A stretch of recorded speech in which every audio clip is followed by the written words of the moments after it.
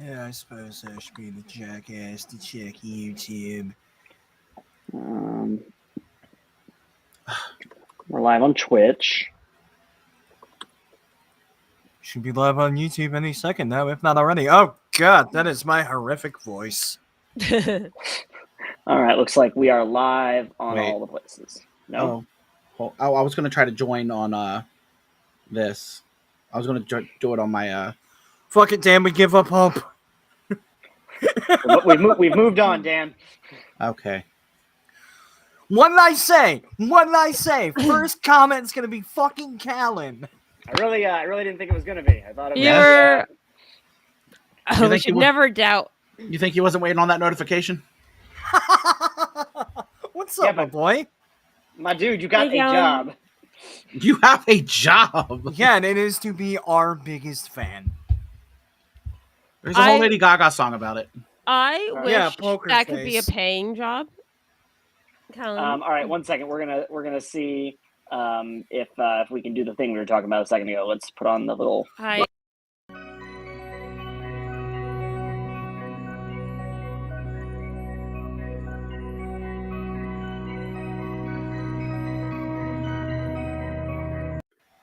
All right, it does not let you highlight a comment while a video is playing. Disappointing. That We burned is- down an Applebee's in protest. That is We were gonna rude. do that anyway. Your app's goddamn Hey, lovely, Squire. right? Hey, Square. Oh, hi there, bud. Hey, bud, how's it going? Oh, hey there. I don't know when we decided we're going to be speaking in Midwestern accents, but gosh darn it, I don't regret a darn thing. I'm not doing that. Nah, it's got to unlock my inner letter canny. I'm regretting a lot of Isn't things. actually. Letterkenny is Canadian, right? Yeah, it is. Canadian, Midwestern, look, those are two accents that have been fighting for dominance for millennia now. I was gonna try, but I don't think I've got one in me. No, Don't it's ya know? understandable, bud. You know, it takes a whole lot to be able to pull this silly bullshit right out of your anus. Squire, I was doing better a few minutes ago before the Midwestern accent started. I'm gonna keep it 100 with you. Pretty shucks, bud, good. I'm I think doing- RC and I are both maybe a little tired from planning on doing this the day after we got back from a trip, but Yeah. I'm apologies if you hear any congestion in our respective voices. But yeah. we partied a little too hard, and also I'll we're in a throw- city full of 8 million people. There was a plan at one point. RC was like, "Let's do it on the 8th, on the actual day." And Hey! I'm throwing right. you under the bus on doing it. It's not And that I planned on doing it at the during the traveling. It's that I forgot the traveling was the same weekend as the anniversary, which is why we're doing this the day Yeah. after our official But 5-year I was anniversary. like, but later I texted you, I was like, "You mean the day we're both flying back? What was the plan there?" Yeah. It Well, was I'm not. great. Yeah, I'm fabulous. I don't know about y'all. I'm on a roller coaster that only goes up. I was say, Dan, you're having some computer problems. Maybe you're not having the best. You know, first of all, don't talk about it. Oh, we have to talk about my thing, so you know. Yeah, exactly. But yeah. Please, so no Rachel and one I bring were up my obesity. Rachel and I were in New York for a friend's wedding, so we got to hang out. It was cool actually, and also Sama was there, and other Mhm. friends too. Not me. And I would have said you if I met you. Yeah. Unfortunately, I don't think you know the people who got married, so that would No. have been hard to Yeah, like. It wasn't particularly relevant to the stream or the podcast, so it's not a guarantee that people watching this know the wedding party. Yeah. But Stephen and Rachel, if you're watching, Rachel got married, not the Rachel that's in Not our me. stream. I See? am not married. So many layers. Anyway, yeah, had a great time in New York City. We're At back one now, point, and we're celebrating. our Someone 5 was years. meeting up with a different Okay. person named Rachel, and at one point I said this sentence, the other Rachel. Yeah, it became at the actual wedding. It was confusing because people would say one Rachel and the other would respond if they were in the It's vicinity. that fucking Peter Parker meme. Oh no! Sometimes people would when I would introduce myself and I said, "Hey, I'm Rachel," people would give me a look like, "Did I ask which one of them you knew?" And then realized that maybe my name was also Rachel. Oh, you're here for Rachel? Yes, I think Yeah. that's what. And then they said another Rachel, and I went, "Yes, my name is also Rachel." You know what I wish you would have done? I wish that the three of you would have coordinated beforehand and just traded off on who is going to be I will the say- Rachel. The other Rachel was just someone else's friend that was not at the wedding. And then there was also the famous Rachel Bloom. Oh yeah, who also Was she fucking there too? no. But I'm saying that there because was Rachel's name on her little place card. I was introduced to someone who apparently does know her though. Oh, 6 degrees of separation. Yeah. small world after all. But yeah, we're primarily here today. We're going to talk a bit about the last 5 years of our lives. What 3.5 for you, Brandon? Right? That sounds Something like that. Yeah, I don't because I even- joined in 2020, right? Yeah. Well, congratulations to you assholes. RC. I don't Hey, even. you're a think big you, part. I don't even think you meant What, to 'cause make I'm like a fat? reference there. Yes. The last 5 years is the name of a musical. Oh, I is did it? not know Yeah. that. Oh yeah. So we went again. Sorry to make this about the travel that we were just on, but we went to a piano bar, and I'm not a person who knows a lot of show tunes, which surprises people because I look like the kind of person who knows a lot of show tunes. Just say I- gay. I can fix you. I was probably there was probably less straight people like me at that piano bar than there were gay people. Oh No, yeah. I'm pretty sure that every straight person there was a straight person like you. No, some of A them. person who didn't really know show tunes but went to the show tune bar anyway. Bingo bango. No, 'cause they all were singing along. I felt I just was out of there. place, but it was a nice vibe. That was not my vibe. Was I want to be here very much. Yeah, no, I said that if I lived in New York, or anytime I go back to New York now, I'm probably going to go there because it was a ton of fun. If I lived in that area, I would be a regular at that place. I would be learning all of the show tunes. I had a sandwich I- for dinner every day this weekend. What I does will that get me? I went there twice, and the first night I knew literally every song, and the second night it was like I don't know. I think it was a little louder chat wise, so it was harder to hear. But I was like, "What happened between like last night and tonight?" Meanwhile, back at the plot. I- But yeah, I'm trying to think about like where we even start on talking about the last 5 years. Because yeah, Squire, I also can't believe that it's been 5. Because That I also keep reminding myself too is that we technically started setting up and preparing to make the show starting in like damn near April of 6 20. years ago, right? Yeah, in April of 2020 or 2018. What am I saying? Remember you sending me, I think it was a Facebook message about like, "Hey, would you be interested?" And I was like sitting on the bus stop answering it, like downtown. And now look at where we are. And now I don't have to take a bus to work, and I just work here, exactly where I record this. It'd be nice if we worked here doing this, but that's a different thing. That They say would that be- among the core 4, Sama was the one who changed the most. Because she left. Because she became me. became Brandon. I got you, Shittiest Brandon. cocoon transformation ever. It's like a reverse cicada. Wow, Squire, I did not realize that you started listening in that early. Oh, Wow, holy fuck. that is. Thank you. Yeah, thanks for sticking Was it- around. Also, sorry would- for you having to hear my voice that often. Dan, you don't apologize to me and Brandon who edit the show very much. Nah, I know you bitches. That's fine. Eat my whole ass. I just had a Um, burrito. I'm okay. But yeah, it's I can make probably not none of recommended, the- Brandon. I can make none of the jokes I want to on stream. Good. Oh no, not the encouragement, for Dan. Boo! I will boo the A encouragement for Dan. treasure? Ooh. Yeah, it's Don't a you fool's boo gold, me. though. You're not a ghost. The Holy Grail was a treasure too, and look at what that did to those German fellas. They were Nazis. I'm fine with Yeah, I was that. gonna say, Brandon, that's not Yeah. the best example. Okay, It killed the well- right people. We're streaming on YouTube They too. killed I'm the trying right not people. to use the Nazi word. Susan Oh. Wojcicki's Wow. ghost will show up and beat I'm- us with sticks. I'm Jewish. YouTube. Is All right, yeah, no, you got Rachel's me. like, I'm allowed to say it. Only Rachel can say kill Nazis. Actually, Callie, you're I'm- a fucking real one. Also, Dan, where's my apology? I hear you talk like most. Yeah, days. bitch, because we play games. And You're this welcome. is where I put my apology from Dan, if I had one. Notice how your hands are empty.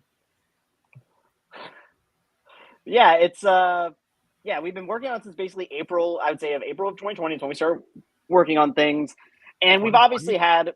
Wait, I don't April know of why I what? keep saying 2020. I guess because that's around when Brandon joined. Yeah. That must be why I'm keep defaulting to 2020. Also, did anything really happen before 2020? Isn't that really when everything hit a reset button? Yeah. I think I had a hoagie once. You know, something about compared to like other podcasts I listened to, there was something good about the fact that we were always recording remotely and never didn't have to Right. like restructure. True. Hey, Rebel Moose, welcome to the party. Hey. And that's quite a big catch up on. Are you caught up now? Are you current? Because we're gonna listen to the season 2 finale. So About to say because otherwise spoilers. Otherwise, ooh.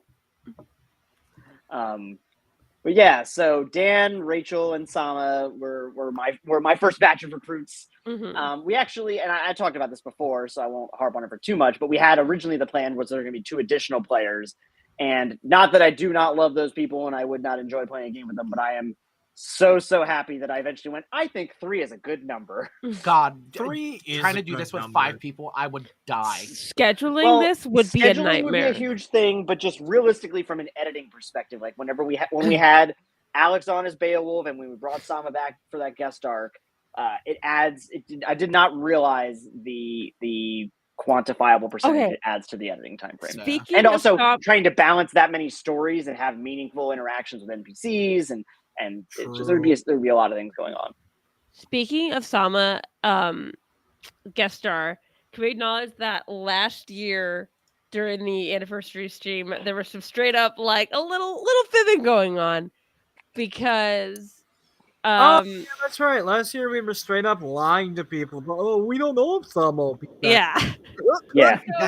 So we had 100% already recorded the episodes with Sama, but we didn't want to spoil that. So they were like, "Do you think Sama would come back?" That would be really cool. In my head, I was just talking to Sama about this like 2 days ago. Just remember, Mayhem Cast fans, we've lied to you before. We'll fucking do it again. No, I feel confident I can say I'll have no reason to lie to you tonight. I might just for fun. That's true. The sky is purple. One of us always tells the truth. One of us always tells lies. But you don't have a reason to. Now you just want to, Brandon. Yeah. Precisely. So, all right. So, Rebel Moose, you're all caught up. Yeah. If you haven't already, I would love if you would fill out the Redacted Rangers survey. It's 4 questions, and I really want to know what people thought. Mm-hmm. You're not caught up right now, Squire. You're halfway through Redacted Rangers. That's fine because nothing in the finale touches really on Redacted Rangers except for like a brief reference because we hadn't recorded Redacted Rangers yet. Mm-hmm. So here's the first story. I straight up lied to our friend Josh, who was a fan of the podcast, about when the last time I talked to Sama was at one point. Because you know her in real life. You can talk to Sama at all times. But I feel like Josh would have asked what about, and Rachel would have told him. Yeah, so I was just like, oh, I've been like texting with her. Like Josh would be like, I don't believe that. Yeah. Josh, for those who have listened to Redacted Rangers, our friend Josh Goldberg, who's a fan of the show, is now a character on the show via Redacted Rangers. The greatest thing. Shut the hell up, Callan. That cannot be true. Callan, how would that possibly be true with your memes? For anyone who doesn't really isn't in a lot of our streams and such, Arrow Fiend, aka Callan, is a huge fan, a huge help, an awesome guy. But he texts us and tells us the things about the episodes, and I haven't released anything since the last time he did that. So there's some irregularities here.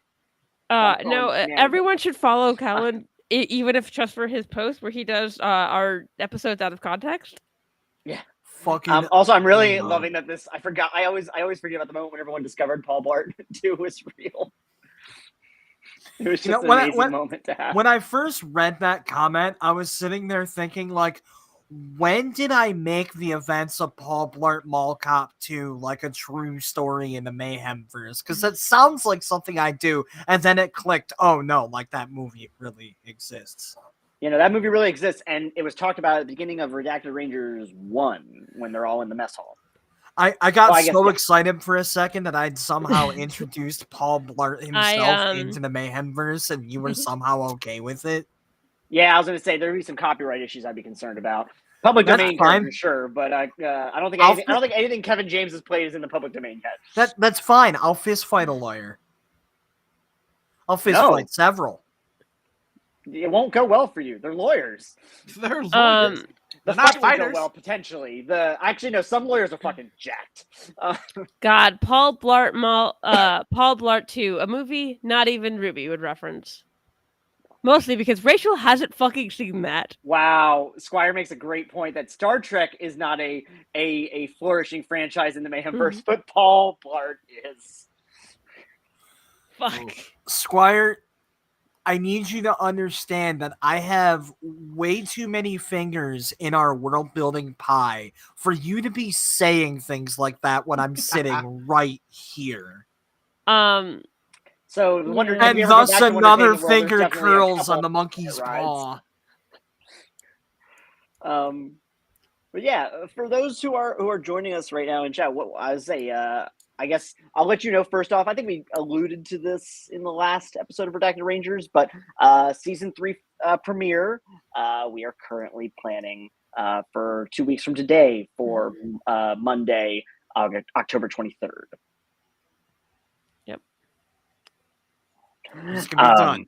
We've got this, buddy. We fucking got this. Oh yeah, I'm not super worried about getting it done on time. I'm glad. My original plan was to have it released today, and knowing what I know now about how crazy this weekend was, and also everything about the last Redacted Rangers, I would have flown too close to the sun and imploded if I had tried to make that happen. And as the Yahoo who is helping you edit that episode, I too would have flown into the sun, and I'd have been smacking and screaming you the whole time. I'd have been screaming you. That's good English. So we'll be listening to the episode soon, and we'll get to talk all about it. But just be aware that cliffhanger ending for season 2 will soon be resolved. Fuck you. With an extra long season 3 premiere. Extra long. I don't even care that I know what that resolution is. Still, fuck you for that. I believe I screamed at you at the time. What made y'all decide to create the Red Rands? I feel like I'm... Red Rands? Yeah, can you clarify what you mean, Squire? Maybe I'm... Yeah. There's a joke here maybe that I'm not getting? I was like, I just automatically assume I'm a dumb bitch, so... That's correct, Dan. Just hold on to that thought. Just hold on to that one. Hold that deep inside. Hope you stub a toe. Oh, I will. Redacted Rangers. Gotcha. The creation of the Redacted Rangers is a couple things. I forget, Brandon, I feel like it was originally like my idea that I pitched to you when you wanted to do like you expanded a lot on it, but I was like, I really want us to do some kind of Suicide Squad, essentially. I think it was something like that. Like, we had decided that we were wanting to do some kind of like in-between season type thing. Yeah. And you had pitched the idea of me DMing that because it's always fun when Brandon DMs.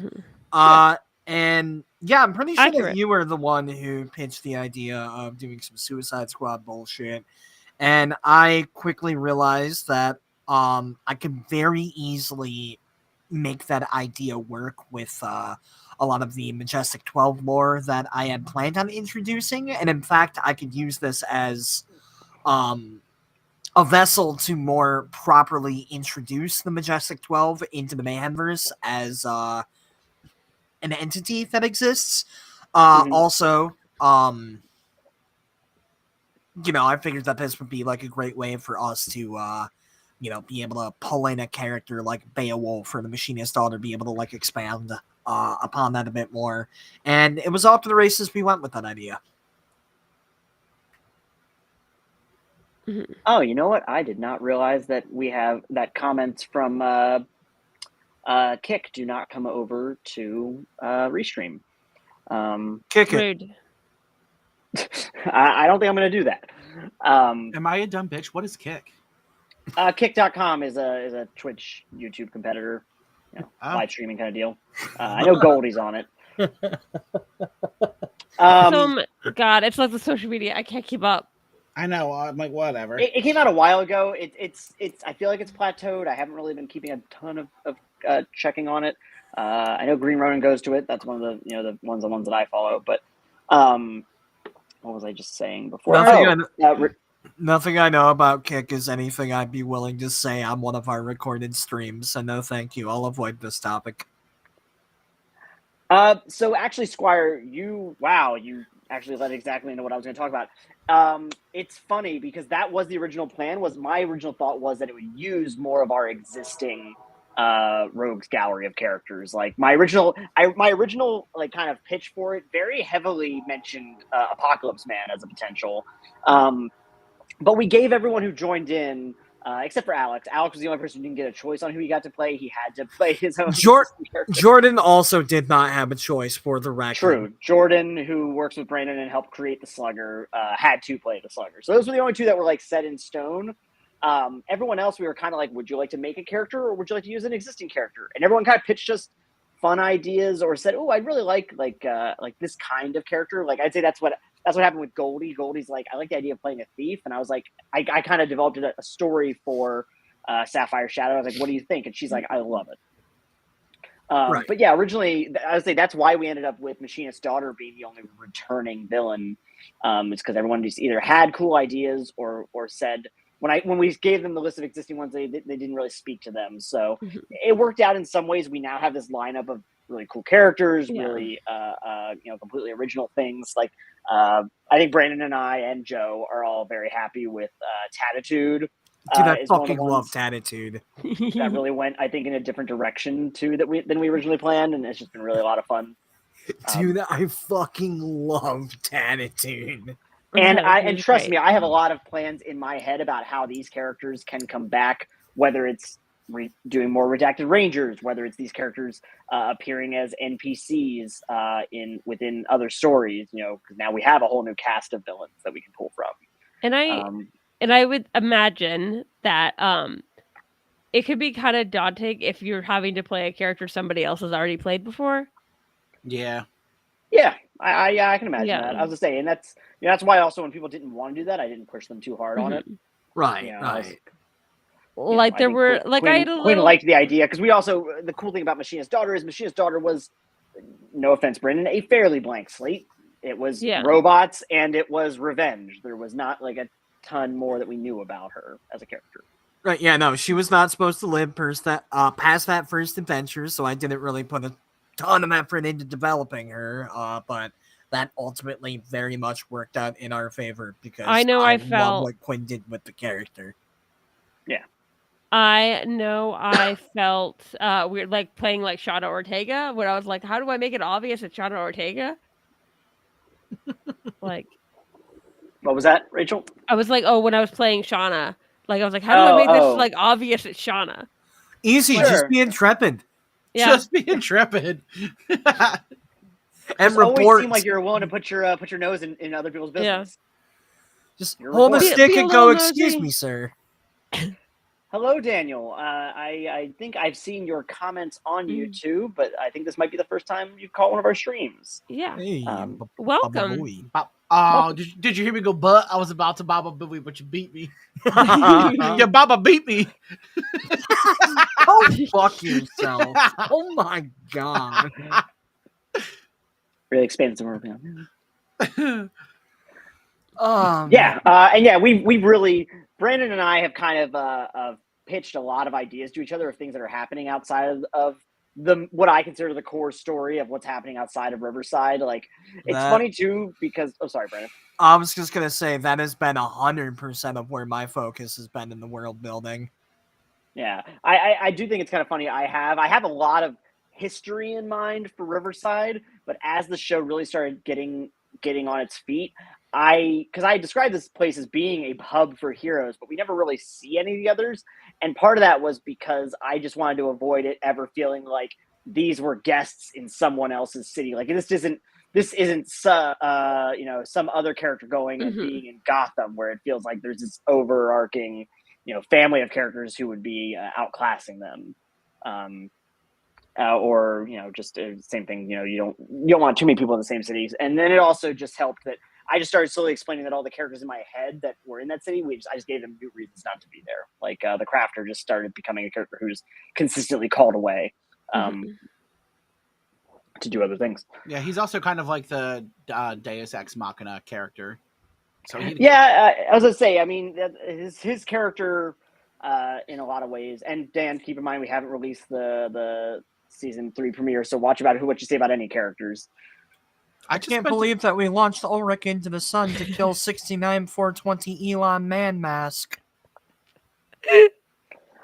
How could you give that away? I realized that I was losing the plot there, and I just fucking embraced it. But yeah, Riverside is a big part, obviously, of the story. But I want to start being able to do more things like what we did with Redacted Rangers, which is stories that take place in that same continuity in other places. We've got ideas. Rachel and Brandon have collaborated on an idea, which I'll let them elaborate on if they want to at all. Brandon, do you want to? Fuck, what did we do? I think we're referring to the nuclear family. The nuclear family. Yeah, I was gonna say you can expand on that as much or as little as you want. Well, it's a plan we have for a stream at least. Rachel and I asked ourselves, whatever happened to predictability? The Newsman, the Paperboy, Evening TV. And then we said, well, sure, but how do Mayhem verse? So we kind of bounced some ideas back and forth, and we may or may not have come up with the Fantastic Four meets Full House. I think a lot of mine, my knowledge came from, I think I was more familiar with like later seasons of Full House. This would not have been possible were it not for your surprisingly encyclopedic knowledge of Full House. I have a good memory, and occasionally we'll be like, I just want to put Full House on in the background. I had a fucking wacky ballsacky idea and a fucking dream, and Rachel took the clay of my dream and molded it, gave it form, and turned it into what I will now call my dream vase. Because I remember, do we want to give away like some of like the ideas we've had, or I don't know? That's up to y'all. But basically, the reason I brought up this concept in particular is like we have examples like this, like a whole list of different ideas for, one-shot streams that we want to do, and potentially they could be like little mini season streams or future mini series between seasons. Like we want to get to touch on this. Hey, Claude, welcome to the party. Hey, baba booey, boo boo boo. But yeah, so we've got the nuclear family. We've got a couple others that are on the docket in terms of ideas that we'll get to play around with. Can I tease them with a name? Do whatever you want. Yeah. These are your world building things. I'm going to let you do as you please. House Van Helsing come up. Take 2 in action. House Van Helsing coming whenever I get off my ass and actually develop the characters. I need to pick up Hero Labs. What that is? Spooky. That's fair. But actually, this is a great time to say not spooky in the way that Halloween is, which is our series of slasher-themed streams. No. House Van Helsing is where Bone Man gets to live now, and that is all I'll say about that. Bone Man. Oh, no. I just want to touch Van Helsing or Stan Helsing is a great question. Yes. Absolutely. Most if there is not a descendant of Van Helsing named Stan Helsing. No, it's the Van Helsing brothers, Stan and Dan. No, I was picturing Stan from American Dad. I just want to point out Van Helsing is his full last name, right? Yeah. Well, maybe he moved to America at one point and they Americanized it. Wait, Thank hold you, on. Kellen. That got me fucked up, Rachel. Let me check. His name is Abraham Van Helsing. Like Van Helsing my best friend's name is Van Orden. It has a space in it. It's I was gonna use like Von Trapp as like Von Trapp is their last name. Of course you were. Of course. Of course you were. Who am I? You know who I am as a person. You decided to do a podcast with me. This is on you. Yeah, I'm very happy with this. I do want to touch on a few comments here. While in general with the main core characters, I do want to avoid the Scooby and the gang meet the Harlem Globetrotters vibe. Speak for In general, yourself. we need more of that in the Mayhem verse. Speak for yourself. That is the love- exact kind of vibe I'm trying to bring to the family function. Hell No, yeah. no. Brandon, in this scenario, this would be like you guys meet better heroes, not the actual Harlem Globetrotters, unless we're going to make them superheroes potentially. I'd in which like case, to again, I reframe think my we run previous into. statement. I think we would also run into some copyright issues. Okay, we Um, could just make a basketball team that is not allowed. at all inspired by the Harlem Globetrotters. I have been thinking a bit about like what the Riverside sports teams would be. Ooh. Y'all a would be a sports team- real. The Riverside Rats. I love our Hey baseball team. Dan, the I know Riverside your Rat camera's having Fuckers. trouble. Can you turn your mic off? Fuck you. And also, I love your world building. I would love to learn about 1940s heroes. So we talked a little bit about this. That is a time frame I don't have a ton developed for. We have a good bit for 30s and a good bit for 50s in mind. I'm just saying, Brandon, we have not talked in depth about it. Yeah, we've got Okay, that's 50s. fair. 60s. The only hero I can think of that we've explicitly said is around in the 40s is Hercules, the demigod. Yup.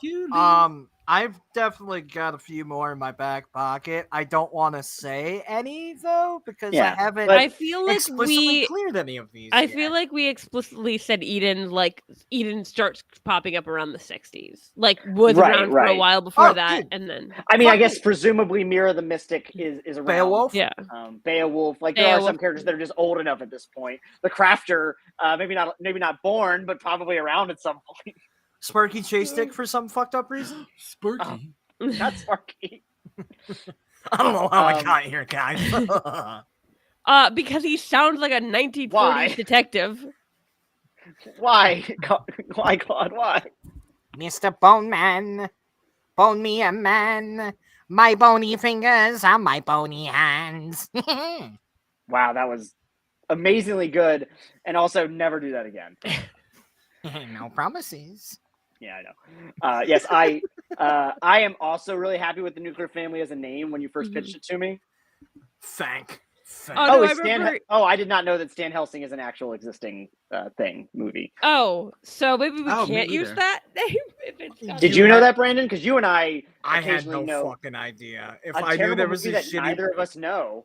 if I knew there was a shitty movie called Stan Helsing, I'd have watched it like 7 times by now, my dude. Literally. Yeah, I love the Van Helsing movie, and I also God. know that's not great. Part of me wishes just to like recreate the Manimal incident that I did know that movie. I do not. I will Also, love the Globetrotter Manimal incident. being teleport 20 ranks of teleport accurate feels pretty great. This man's just said 4chan Helsing. I'm fucking done. Claude, you're risking your opportunity to be on the show. Not Doja Cat's alter ego. I think you'll use some of the new Valiant rules on the podcast once they arrive. It's definitely not off the table. I've been also thinking about going forward in season 3, possibly wanting to be more specific with my references about what rules we are and are not using. I'm not sure exactly how I want to go about that. I was thinking something in the credits that just, like, for instance, we don't always have lethal rules going. I haven't really thought about how I want to go about it, but if we start using those rules, I definitely will want to make it very explicit of, like, because we're not a show you can really listen to learn the game. But I think also just being more clear with our citations in a way is better. I was gonna say, Callan, I love Riverside Ruffians as a sports team name. Nah, that's the Rats. The Riverside Rat- Rats. I feel like Rats is going to be a hockey team. I just want somebody in a giant rat suit, and I want him to somehow fuse with the rat suit, a local hockey and then he becomes friends with the Slugger. Okay, I want it to be the hockey team because then he can be gritty. I would say Riverside Ruffians is a good like American football team name. What was Somewhere that? out, one of the high school teams is called the Riverside Rutabagas, and they get bullied relentlessly for it. Rodents of unusual size. That feels copyrighted. It's not copywritten if we misspell rodents. It's not copywritten if you're bad at words. It's not copywritten if you know dude to spell like. But yeah, I just want to thank everyone for joining us. I think we're probably, I don't know, do you guys have things that you want to comment on that we haven't really touched on? I was thinking we might start the episode soon. Robert, your eyes are beautiful. I know, I'm just so damn pretty. As always. Fuck you are. It's wild that it's been 5 years. What the fuck? Yeah, we have a kindergartner in a podcast. Oh, you know what? I guess I got a question I could pitch because it just dawned upon me that I don't think I've ever asked you this, Robert. So, you guys have been going for about 5 years now, and 3.5 years ago, you had to make a replacement.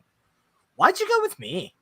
I mean, clearly you made the right choice, but I'm just curious why you did it initially. You were a friend, and we like you.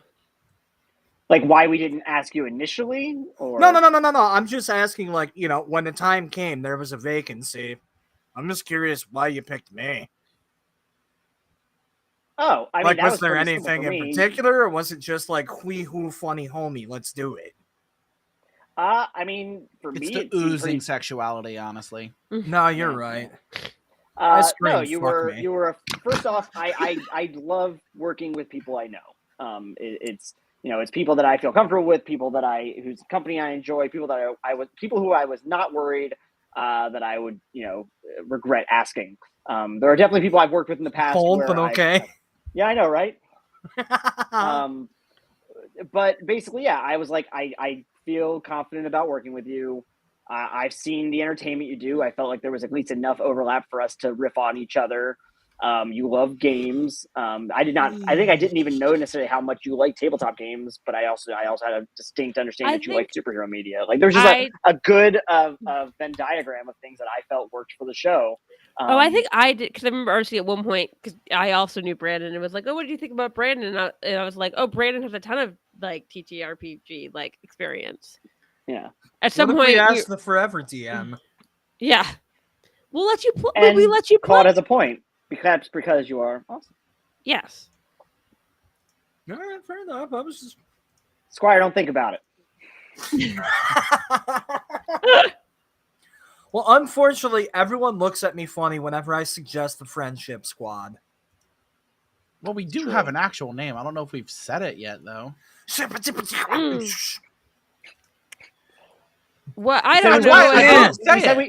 We said we wouldn't have to lie this time. Listen here, Dan fucking Holland. Nowhere near any part of my name. Holland? Is there a reference I'm not understanding? Tom Holland. Rebel what's everyone's favorite candy? Milky Way. Butterfinger. Butterfinger. Reese's peanut butter cups. Reese's everything. Milky Way. Fuck you. I hate Milky Ways. Almost all chocolate, but also Sour Patch Kids. Yeah. Which should not surprise these people because I often snack here at Sour Patch Kids while we record. Yeah, I have a 3-pound bag in the cupboard right now. Squire, I regret to inform you that you had the wrong reaction to me joining the show because that's honestly what I was going for. I mean, honestly, high praise. It is very high praise, and I am honored, but I was going into that with who's this asshole energy. Like you were also worried that would generally be people's response? No, I wanted that to be the response that Brock gave off. I wanted him to be kind of an unlikable asshole at first. I failed successfully is what I did, apparently, because that is extremely high praise. I think the character definitely gave that off, but you, like, this is why I don't cut out every single thing we say in between story bits, because I want to make sure that our personality is get out there. I see what you're saying. Because I remember, Ruby was like a little hesitant about, but me, who knew you, was like, yeah, it's Brandon, cool. I do want to answer Rebel Moose's question, but there is ultimately also the point of you recognize that you can't do a great show or a great team dynamic if one character ultimately doesn't want to play ball. Yeah. It's just, I mean, it's like with any RPG in general, right? But I mean, very specifically on a show, like your character can be rough around the edges, but they can't not be wanting to play. They can't not be wanting to be part of a team. Except you were that one episode where that totally happened, and I had a lovely evening with my son. Yeah, that's right. right. I'm just saying, but that wasn't because you didn't. That wasn't because you don't like the other characters or you wanted to be a jerk. That was because you were like, I'm gonna go do this thing that makes sense for my character, and Yeah. I went with it. It makes sense that this character who's significantly older than the others didn't go to a club. The We spent a DM lot is of time giving on me that. a night off. I'm gonna take it. I did want to make sure that I answered Mhm. Rebel Moose's question of doing another side story, but using another TTRPG system. That is a harder question because I do have more side stories planned. That's not negotiable. One of the sorry, Brandon. I was just gonna say, I inherently am not against potentially running something on stream or like for an episode or something that isn't necessarily Mutants and Masterminds, but I feel like having something like that be canon within the Mayhem versus where things might get a little weirder because like the kind of games I want to do are like very far removed from. I want to do Monster of the Week and weird shit like that. God, Monster yes. of the Week would be fun. So- I've recently been playing that, and it's a lot of fun.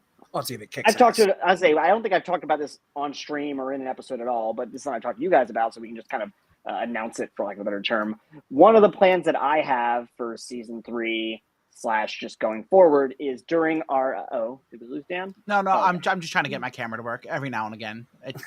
One of the plans. Oh, Dan. Oh, Sisyphus. Oh, you're not wrong. Did RC? No, what, did we just get RC back? We got. Okay. I can hear you We guys. got it Sorry. back. Okay. That would have been a real fucking funny time First- for you to freeze up, buddy boy. Right?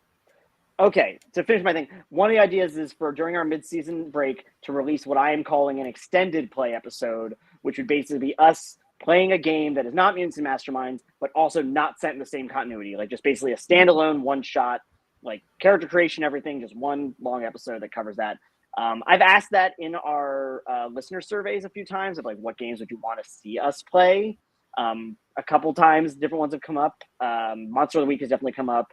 I was kind of planning, unless Brandon wants to do it, and wants to do Monster of the Week. Like if you want to GM something, that's different. But if I was going to be running something, my current plan for this year, for this year's mid-season finale game would be Avatar Legends. Mostly because I kickstarted it and I want to actually play it, and I haven't yet. But it also runs off that same Powered by the I Apocalypse. don't know that we would do this on a stream, but I know RC and I have both expressed interest in playing Star Trek Adventures. That would be hard to do since neither Dan or Brandon are that familiar with Star Trek. And by that familiar, And I know nothing. And despite trying, neither you or I have gotten very good about figuring out the rules. Oh yeah, that also. I just throwing this out there. I don't know that any like this would make sense for our audience at all. I really like the game Good Society, which is a Regency like romance based game. Yeah. And I'm not against doing any of these things at streams, to be clear. I was just saying, for kind of like what Brandon was saying, like for the main feed of the show, my plan is to keep it entirely Mutants and Masterminds, except for maybe the occasional one shot, which this Avatar idea, or whatever we do, Monster of the Week, whatever it ends up being, is pretty much inspired by when we did Harsh Generation back during season 1, which I loved doing, but I also recognized that I wanted to just be a one go because I don't want it to be like a big divergence. Also, I missed this. Did anybody else get some context for this? What do you mean by this, Squire? You wanted to be I'm Oliver? thinking it was when Brandon was saying he wanted to like be an asshole character, so maybe he means Oliver Queen. How dare! We already know my feelings on Oliver Goddamn Queen. You mean Bargain Bin Batman? You mean to boil on my ass cheek? Sentinel Comics RPG, I've heard good things about, Claude. I haven't ever played it though, and that's the other thing too. Is like if we were going to do another system for something, I'm either Brandon or I are going to have to GM it, so it has to be a system that one of us has played. I will punish you all and break out the old Oh, 1988 that Palladium makes books. Squire. Wow, that's so much more on brand for Rachel too. Cousin Oliver, I haven't thought about in a long time. I haven't even thought about cousin fucking Oliver in a long ass time. Squire, what the fuck? I ended up down one of my wiki rabbit holes like a couple months back of the Brady Bunch, so like it would be more recently on my mind. That's a thing. When I woke up this morning, I wasn't expecting a Brady Bunch fucking deep cut, yet here we are. Dan is what a thing. Oh no, I said that's a thing because you're like, yeah, a Brady Bunch Wikipedia hole. It's like you said it like it's such a normal thing. What? You've never heard of Bradypedia? Is that a fucking thing? No. Sorry, the thing that I about should to have look. maybe my inflection was incorrect. I go down wiki rabbit holes all the time where I just end up looking at. I just keep opening tabs for the different articles about things until eventually I read everything. Oh yeah, haven't you seen and a thing where it's like the game is like you look up a random thing and it's how many clicks it takes you through Wikipedia to get to I forget what the goal is. It's like how many clicks it takes you to get to like one thing, like how many right like 6 degrees of but Kevin yes. Bacon, but Wikipedia. Oh yeah. So I end up down a lot of rabbit holes like that, and one time it was the Brady Bunch because I think Rachel might have referenced something. Probably. Hey, But Dan, thanks, Josh. Dan, you were asking Wikipedia. Dan, you were not asking who Cousin Oliver was, right? Oh, I have no idea. So Who hi, the fuck Josh. that What is. up, Josh? Oh, Cousin Oliver is a character much hated that they brought in a little cute kid to be like, the kids are getting older, bring in another cute kid, and everyone was like, get the fuck out of here with that shit. Like, I and feel his like name- And same Rebel. I do own the Monster of the Week book. I've read a little bit of it. I've actually I'll say I've played Monster of the Week recently with Josh, who was in the comments now. hey, Baba Booey. And also, Um, but I hope you enjoy it. It's fine. The only reason I'm caught up is because I have to edit the sons of bitches. Yeah. And Callan, exactly. I would just want to do a one shot. In my head, when I say like my extended play idea too, I'm imagining that we edit together both the session 0 and the one shot into one like released episode, mhm. And possibly even record it all in the same day. Just like come up with the idea, go. As someone who's tried to play one shots before, Helen, good job. I think your time was the only time it actually was a one shot that I've ever played. Yeah, I'm doing a means It to mastermind never one ever shot with is a some one friends. shot. I did one with some friends, and it's turned into a 2-shot. Yeah. It Hopefully always that's being a fucking 2-shot. happens, man. We did do it with. We technically did it with Alex when he joined as Beowulf for the first time. It was just there was so much content in the episode I couldn't cut out that I had to split it into. Yes. It was one recording. In fairness. It was all one one recording. recording, but I had to split it. The 2 times in our recorded history that the DM remembered the blood sacrifice. What? Also, Claude Temsick, he ran a game for me one time of Star Trek Adventures. I got to play a Vulcan. I have still never played Star Trek Adventures. I'm hoping I've got Fake a fan. lead on Fake doing fan. that. Rachel doesn't like Star Trek. I just don't. And also, yes, I do this too, Claude. Going into TV Yeah. tropes rabbit holes. Dan, it's a wonderful. Star and Trek terrible. Adventures, roll high bad, roll low good, brain not comprehend. Oh, it's like golf. I fell into an outfit. What? Well, that wasn't even supposed to be funny. I was just like, oh, like golf. That's why it was funny, me boy. Yes. Okay, I'll take a win. But yes, we God. are open to doing It was other like games as During streams. the New York trip, I wasn't even trying to be funny when I got my biggest fucking laugh. Which, by the way, RC, was when you asked, we were all getting ready to go to your hotel room, and you asked me to bring your suitcase. I just looked down at my completely full suitcase that you just asked me to bring to your room. Well, now there's a lot of context that's going to be needed. Fuck that. Actually, I want to see. I want to see how well Actually, you no. do with trying to condense Actually, it. no. We had to. I had RC's suitcase. We needed to switch. That's all the context you need. Yeah. I want to see what you did. And this is no longer a Masked and Mayhem podcast. This is a Let's All Put Rachel on the Spot podcast. Apparently, Let's see. Probably for- Mongoose. I've not heard I of have that not game. heard of that. I Yeah. That's like fucking good Mongoose, name. though. Mongoose. That is a great name. Do you geese a mongoose when you're talking about more than one? Or do they suddenly become mongooses because you don't call more than one Brandon, goose? Brendan, send that to the podcast chat so I can look it up later. Okay. Hooray! A Now task. I'm imagining. Now it's the fucking Joe Rogan Jamie thing. Jamie, can you look that up? I wasn't offended until you fucking compared me to anything on that show, you piece of Valid. garbage. I will. You can Loving die my- in character creation. Wait, what the fuck? Excuse me? 10 out of 10. Greatest game ever. I don't understand. That's Character created so hard. You character created so hard you completed your life cycle. Like if you roll and you get a nat 1, but it's like in your health. Just You entire character. I don't understand. So we might have to check this game out then. That's and the I'm most glad. Sigma male shit I've ever heard in my life. All right, anyone who's watching this needs to know that none of us ever say the phrase Sigma male, and also none of us here watch or like Joe Rogan. we want that in writing. We're making a lot of references to things that could get us the wrong audience. If Hi, you look at me, the guy who created the Joe Rogan androids, and think that I actually like that fucking guy, please look in a mirror. But like in fairness, Please. so far in the 50 minutes we've been streaming, we have referenced Doja Cat, Joe Rogan, and Sigma males. So Well, yes, because we should all of maybe these make some things, disclaimers. all of these things are worth mocking, though. Yes, this is true. Yeah, but it's like that internet thing where if you're not clear Oh my sometimes, God, people thank you might for think an you're on their answer. side.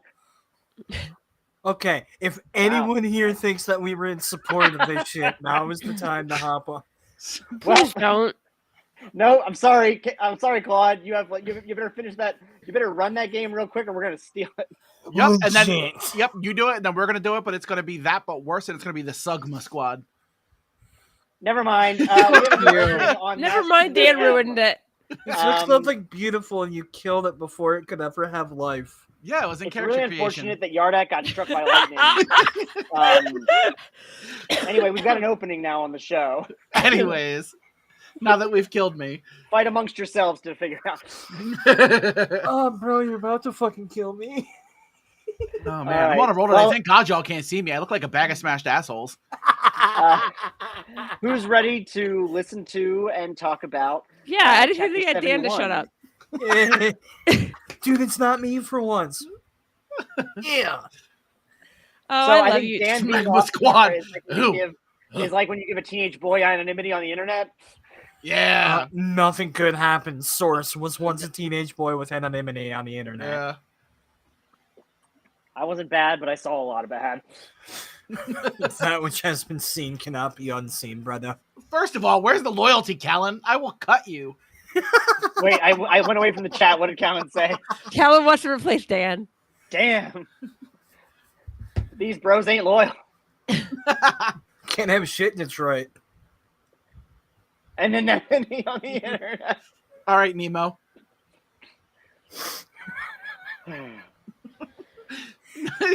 Not to laugh like the dog from Speed Racer. We need to... Anyways, back We need to play the episode right Any- now. anyways, back to the plot. What was it, Muttley? So I think are we going to be commenting on YouTube? Is that how we're going to be? We will be commenting in the chat, but because we're using the restream chat, it'll go between all of our locations. I will Okay. be passing out. No, don't do that. You're supposed to be here. Tell Dad to stop being so funny. And in case, Oh, in that's case you fair. don't know my username, it's Dramadork884. It me. Dramadork884, Pope Brandon Brownson, Ugh. D Bell 930, probably Yeah, Dan Bell to come probably. up as. I mean, it Archie has my Byler. face.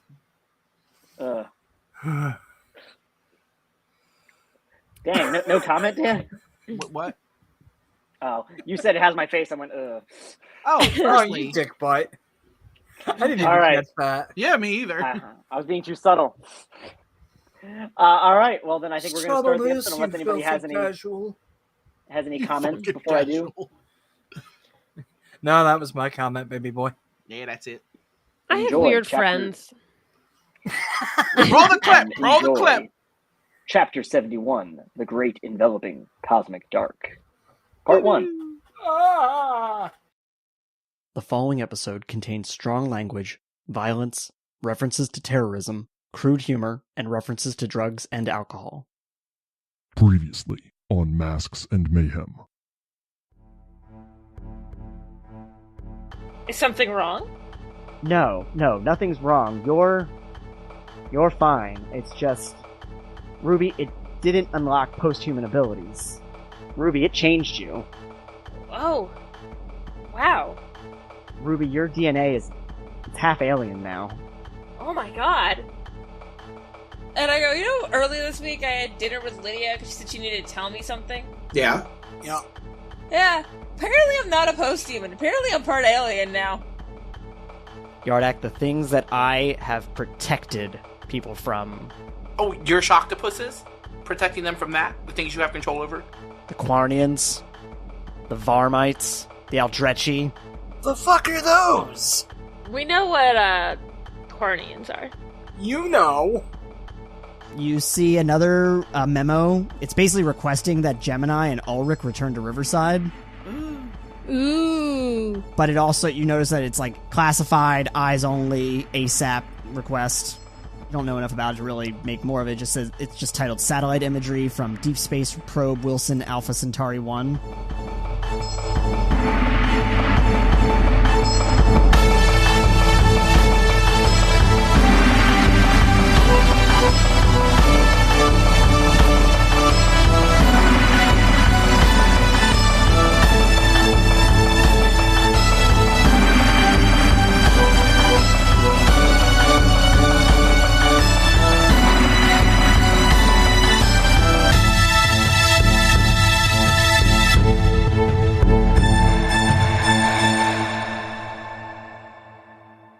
Ruby, it's been a few months now. I'd like to talk a little more about your experience with the explosion in Beachline. Dr. Bellum shifts his notes as he puts down his tablet and looks at you. What about it? I feel like we've gone over that pretty extensively. You seem to hesitate a lot in going into much detail about certain experiences, and I can understand something like that being right in your own backyard as being fairly traumatic, and I just don't want to gloss over it or speak in vagaries if we can avoid that. Literally, Dr. Bellum's like, I fucking know, bitch. Just talk to me. Oh, I guess it can be hard to talk about some stuff. You know, there were so many like government agents in there and stuff, so I'm not sure what I'm supposed to talk about. And that's fair. I'm more concerned about how you feel, given everything that's happened since. There has been a lot of press in the area. There's millions of dollars in property damage. And I know from what you said, you ran right into the thick of it right afterwards to volunteer. And I want to, as anybody should, commend you for that. But I just want to make sure that you're taking time to focus on your feelings. I mean, maybe I could more, but the fact was that it was in my backyard, but it wasn't my home, and I felt so bad for all the people there, and I wanted to make sure they were taken care of, and I felt maybe this is silly, somewhat maybe responsible. I'm not saying I actually am responsible in any way. Okay. Yeah, I mean, there could be some amount of survivor's guilt. Obviously, no one died, but it was you said, a very close-to-home event. So, press-wise, no one died, but people definitely died in that invisible base, right? There was no reports of anyone dying. And as far as you're aware, no bodies were recovered. Yeah, that still seems like a miracle to me that somehow no one died, but I still don't see how that's possible. I can think of 6 ninjas that were fucking deep fried. Exactly. Fucking deep fried. We may come back to that. I don't want to push the issue. I do want to, however, and he starts flipping through some paperwork, I want to go back over something from a while ago. You told me that you had some really intense dreams about the future, that your friends had died, and you were just, you said it felt distressingly real. Yes. And I bring that up because I was going back through my older notes, and in some of our earliest sessions, you mentioned to me some similarly intense, realistic feeling dreams of being attacked by shadows. And I'm just, since those are some of the only times you've really talked to me about dreams, I'd really like to talk a little more about that. Have you had any other dreams of note? No. Back to just my normal goofy dreams. Turn around, Samuel L. Jackson is for some reason in the back of my car. Write that down. It's canon. Bellum gives a little chuckle about that, and he says, okay. Again, I want you to be, just again, because I can see that sometimes perhaps, if we can find a correlation between maybe these moments of intense stress or what may be going on that could trigger such an intense dream, just because, again, without being prompted, twice you've brought up to me situations where your dreams really weighed on you, it seemed. Yeah, I think it's just maybe because my dreams are often so goofy and out there that when they feel real, it stands out to me. Sure, that makes sense. And I guess there haven't been any since that last time we talked about those ones that about in the future. No more future dreams in Ruby's head, thank God. And he checks the clock on the wall. I think that's just about time. I do have another session scheduled right after yours. Oh, of course. So, do you want to email me to schedule another one, or should I just put you down for 2 more weeks from now? Just put me down. Okay, well, we'll keep it to the same cadence then. I'll see you in 2 weeks. Sounds good. You have my information. Please just let me know if anything comes up, and we'll try to reschedule. Of course. Thank you, Dr. Bellum. Of course. I'll see you later. And he kind of just at this point he stood up and he's kind of opening the door to let you out. Okay, have a good day. It is now May of 2023. It's been about 4 months since the explosion. Given the time frame we were on before, Space Cadet's probably getting ready to start production on its 2nd season for this reboot. Carl's probably getting on the tail end of his school year. Yardak, you've been Swimming. swimming. Yeah. You've been swimming. Just keep swimming. Just keep swimming. I mean, honestly, with everything that's going on, I imagine you are in a bit of a just keep swimming scenario. Tell me a little bit about what y'all have been up to, if anything of note. So, for the last 4 months, I have been spending my time in Atlantis helping with the political upheaval that has happened, and I've been cutting that time by going to the Atlanteans that have created their little colony, per se, off the coast, and I have been going back and forth between there and Atlantis and helping the people that are trying to gain a foothold on the land, trying to keep a low profile while doing so, because, people know me. I don't want to be like, oh, he's a part of the royal family, at least adjacent, and, he can't be trusted. I'm kind of not so quite cloak and dagger, but just cloak. So, are you trying to find out information? Yes, but also, I'm legitimately trying, because they are Atlanteans, and I'm, legitimately trying to help them gain a foothold. If I hear that people need something, I try to help them get it. Okay. Keeping my identity secret, not in that I am trying to do anything shady, just to minimize chaos. Because they're there because they don't trust the royal family, and so by that, they obviously wouldn't really trust me. So I'm hoping that by doing this, it will then ease tensions when there is a political exchange. Okay, let's roll a stealth check. 23. So yeah, you're definitely able to keep that low profile. I also want you to roll a persuasion check. 9. Not too bad. 19 altogether. Your successes with getting them resources and trying to help people have had some effect, but you have not been successful as you would prefer. Mm-hmm.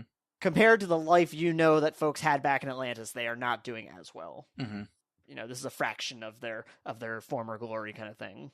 Meanwhile, Brock, tell me a little bit about what you've been doing. I imagine that Brock's been doing a lot of the same as usual, training with whoever feels like coming in and training with me. Definitely Pam, she doesn't have a choice. I'm patrolling the north end, and I don't know, since I don't have to worry about anything too major right now, maybe I'm trying to get a hold of someone like Gutter Knight and make good on that. Since the whole underground thing happened, I've been thinking a lot about how I kind of left that off in a weird place. I want you to roll an athletics check and a persuasion check. Athletics first. 27. 18 plus 9. Alright, and then persuasion. Let's hope I roll equally high. 12. Can I intimidate him into being my friend again? No. Brock, you've been gone a long time. I do appreciate you reaching out, but I'm not really in a jovial mood. What if I did a backflip for you? On the other side of this, though, your training with Pam has been really good. She is really coming onto her own. You guys have formed a real bond just because of how much you've taken her under your wing. At least one of my gadget kids still love me. Hey, she's also a post-human. Shut up. She's just also a master engineer. She doesn't have to steal all her tech. She makes her own. One of my gadget kids still loves me. It's just the one I don't have to worry about shoplifting from 7-Eleven. What is bringing the three of you together today? I asked Yarnak to come by, to help me move, some heavy-ass old couches and shit. And I asked Ruby to come by to make me new couches. Eventually, I'd like to have my son come over. I at least might be able to help you make a dolly or something to move it, but All right, so it looks like everybody's helping Laserhawk move stuff around the hut. yeah. Yeah, we're renovating this hut, goddammit. I've got plans for this place. This isn't a laser hut, it's a laser home. Well, eventually it's gonna have a laser bar. So the other people that you have seen a bit more of recently are Gemini and Ulrich, because they've been in town. Ooh, my boy! We're both helping, goddammit. As is Pam, if we can get her. Yeah, they definitely, as I say, if you reach out to them, they're definitely both going to be on board to help you kind of spruce things up. What about Pam? Can we get Pam? Sure. Awesome. Everyone's helping. I'm getting old. My back's gonna hurt if I gotta do this shit myself. She hasn't been around as much. Bethany's there too. It's almost like a moving in party, maybe. Like, hey, Laserhawk, I know you've been here for a while, but Brock even ordered pizza instead of going up to Ruby and saying, "Hey, bud, I need a salad. I need you to make some pizza." Brock ordered that good shit from Lil Pepe's. I was gonna say, if this many people are here, I think Rickard would be here too, but I also feel like Yardak would invite Ruth Day. all right, so we've got Rickard, Bethany, Ruth Day, Ulrich, Pam, Gemini. Did I get everybody? Sticky Steve! No, Sticky Steve's in fucking prison where he belongs. Basically, everyone's together. You know, Bethany is hanging out with Gemini. Ulrich is showing Pam his craft beers that he brought along with. Rickard's probably sticking kind of close to you, Ruby, because he's been working a lot, so he hasn't seen you. That makes sense. Everything in me wants to invite my kid along, but I know for a fact that his mom would not be okay with this gathering. We're good people. Why do you know so many superheroes? Yeah, just, wow, Dad, you're really friends with a lot of superheroes. You're all kind of hanging out. Gemini looks at the lot of you and goes, "What's up on the roof? Is it a good view from up there?" Okay, so I'm on the east side of the city, right? Basically, you'd be looking towards downtown if you looked over the water. This time of day, the ocean looks kind of cool, but I'll tell you what, Gemini, sunrise over here, oh, there's nothing like it. Primo, I bet. You have no idea. I didn't know that colors came those shades. And I think Ulrich comes in, he's like, "We maybe want to take a look. It's, a beautiful moon-filled night." I didn't used to get to say that a lot. What the hell? Let's climb up. Anyone need blowing up? Ruby, can you make a staircase or something? Gemini just goes to give you a high five. Oh, yeah, there we go. Whap. I mean, I can make a staircase. Well, I mean, there's the laser hut is 3 floors, right? Actually, I'd say that Laser Hut's probably about 4 stories. I think there's definitely staircases and probably a ladder that goes up to a roof hatch kind of situation. All right, cool. I've been renovating the place. Yeah, that checks out. So yeah, I think between a lot of you, people bouncing up and people climbing up the ladders and people making staircases, it's easy for everyone to eventually get up to the top there. And you kind of just look out over the water. You can smell the ocean. You can see the lights lit up on downtown. The moon is huge and bright in the sky. And it's just a beautiful night. Everyone make a perception check. All right. 13. 14. 7. I think as you're all kind of, everyone's kind of maybe, drinking their drinks, maybe a couple of you have some beers and stuff. Laserhawk, I think you're the only one who really notices this when you look around across the bay. You notice that something's crossing over the moon. You just see it kind of crossing, and it took you a moment to realize it's definitely not an airplane, because you sometimes see those little red flickers coming off it, but this is bright and glowing and green. And you're not close enough to make any details out of it, but it's definitely very big. Oh. I pointed out and say, "Hey, have you guys ever seen a green shooting star before?" That's a perfect description, actually. But instead of being a kind of a white, it's a very bright green. Being from underwater, no, I haven't, honestly. Ruby, as this is pointed out to you, you look up and roll me an intellect check. You're kind of something seems familiar. 22. The last time you saw something like this was the meteor that you saw in your hometown. Oh, shit. Except this looks like it's coming straight down towards the mountains outside of Riverside. Okay, I'm just gonna tell you something that I wrote into my story, RC. Sure. That, like, Ruby felt, like, oddly compelled to go follow the meteor. Do I have that? I would say that you do not feel the same compulsion that you did, Okay. but like you, with how familiar this is, and the fact that you never got an opportunity to examine it. Remember, it disintegrated upon touching you and filling you with its energy. Well, how do you react? So I've told you how I got my powers, right? Meteor, Yeah. TLDR, in case, I don't know how much we've gone over it in the show exactly. Yeah, meteor, it crashed and I felt oddly compelled to touch it. Disintegrated, I got thrown back, woke up in hospital, can do this now, and I do like a little razzle-dazzle thing. It looked like that. Fascinating. So who's going with me to see where that hits? Definitely me. Alright, so Gemini, obviously you're down. Are you scooping up Ruby, or am I? Rickard kind of jumps in and he goes, I feel like I gotta let Kevin know about this. Of course. You all head there. We're gonna want to probably send some people to meet up with you there. Yardak, you can ride a wave, right? Yeah, that's something I do, yeah. Okay, so he's good. Someone's gotta pick up Ruby. We've got room for someone else. I vote Ulrich. I'm going to go with Rickard, and I will meet you there. Fucking course you are. Alright, who else is getting piggybacked? Bethany, at least you're here this time. I gotta go do that. Wait, can I come with?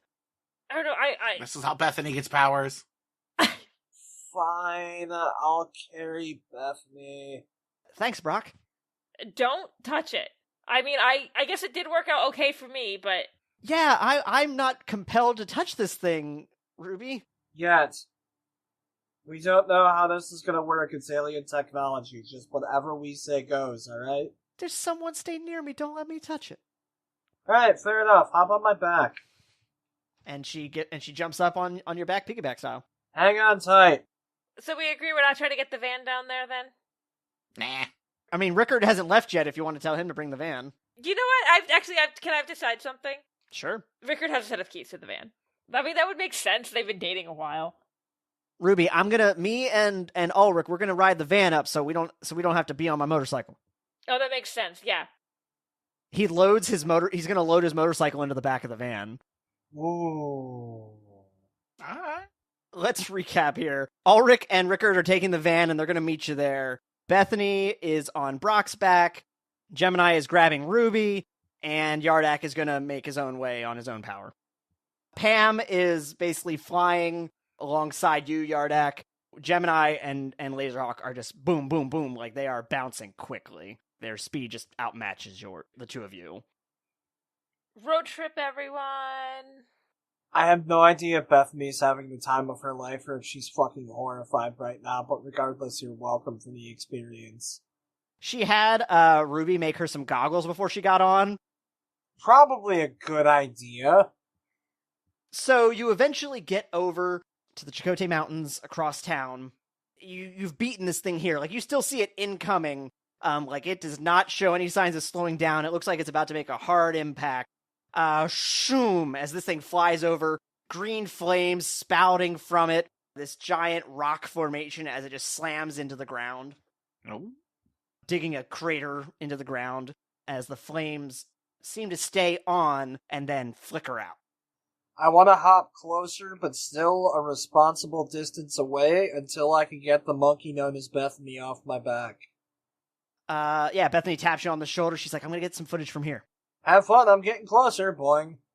I described it as the glow kind of looking like the razzle-dazzle glow. So what originally had like some green flames, and then as those started to go out, you did see some color similarities to your razzle-dazzle glow, but now this thing has gone completely dark. It's smoking from the heat emanating off of it, but it's not showing any real color. And it's like an obsidian black. Ooh. Yeah, Brock wants to approach it kind of like a little bit sparked up, just so I have light. Okay. What do I think? I guess, actually, before I tell you anything, what are the rest of you doing? Ruby's staring at it, trying to see if anything, like, if she can remember anything that would be helpful, and also thinking, how the hell am I going to describe this to Dr. Bellum? I got the weirdest fucking case of deja vu. And then I got the wobbles going around my hands in case I need to suddenly go and put up a force field. Okay, so you're kind of in a defensive stance. Brock is getting closer to this thing. Per usual, Brock's the idiot. As you've gotten closer and the smoke is starting to dissipate, what you see is deep cuts making intricate symbolage all over this thing. Ooh. So this isn't just like a piece of like land that fell off the planet. This is a thing. Yeah, this is definitely something. Well, this is about the dumbest thing I could do. I'm gonna poke it. The second you poke it, it's a little hot to the touch. Like, not scalding, but you're like, oh, that was probably not a great idea. It's okay, that's why I wear gloves. But it didn't disintegrate? It did not disintegrate. And you hear shh as it just seems to kind of be wobbling now. Like, even though it was just a moment ago a hard surface, it starts to wobble back and forth, going almost gel-like. Well, that's new. And it begins to retract in. That is definitely new. It definitely did not do that for me. And a few moments later, it begins to crumble apart and still contracting until it forms a humanoid shape. Ooh, very new. And then it begins to solidify into this shape, which is in kind of a kneeling position. And it fully becomes visible, and really you can start making out features as it stands up and looks towards you. A tall humanoid with like a pale white skin, and you notice 4 distinct eyes, 2 sets of 2. Ew. And the darkness that was that outer coating seems to kind of form like an intricate, very nice robe with those same etchings inside of it. How do you react to this? Hi? Yeah, Brock is absolutely wide-eyed, but I imagine that, like, in this moment, some old military training of how to keep calm in a stressful situation is playing through Brock's head. And as it materializes into a person-human thing, hello there. Do you have a universal translator? Or am I speaking fucking Greek right now? Everyone roll a will check. 19 altogether. 10. 23.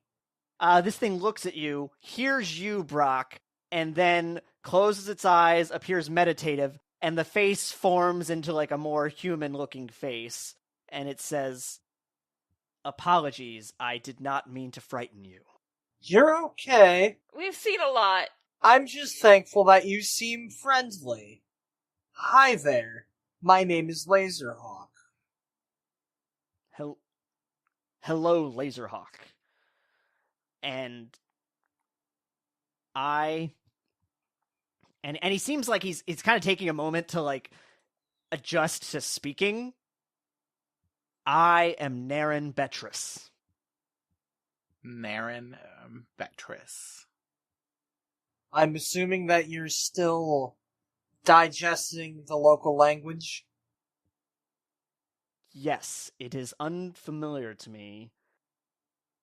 Are you in charge here? Eh? No, but I am an enforcer of the local laws. Visual aid steps up at this point and will go, "Hello, I am also an enforcer of local laws. We help people. I'm visual aid." And he locks eyes with you, Ruby, and he goes, "I sense it. Are you one of us?" Maybe. And also in the background, you hear Bethany just kind of going, "Holy shit! Holy shit! Holy shit!" No, that's fair. And I think it's not too long after that you see the van start to pull up and Pam start to arrive. Those are friends of ours, just for the record. He has not broken eye contact with you, Visual Aid. How long have I had my powers now? So you've had it for about 5 years now.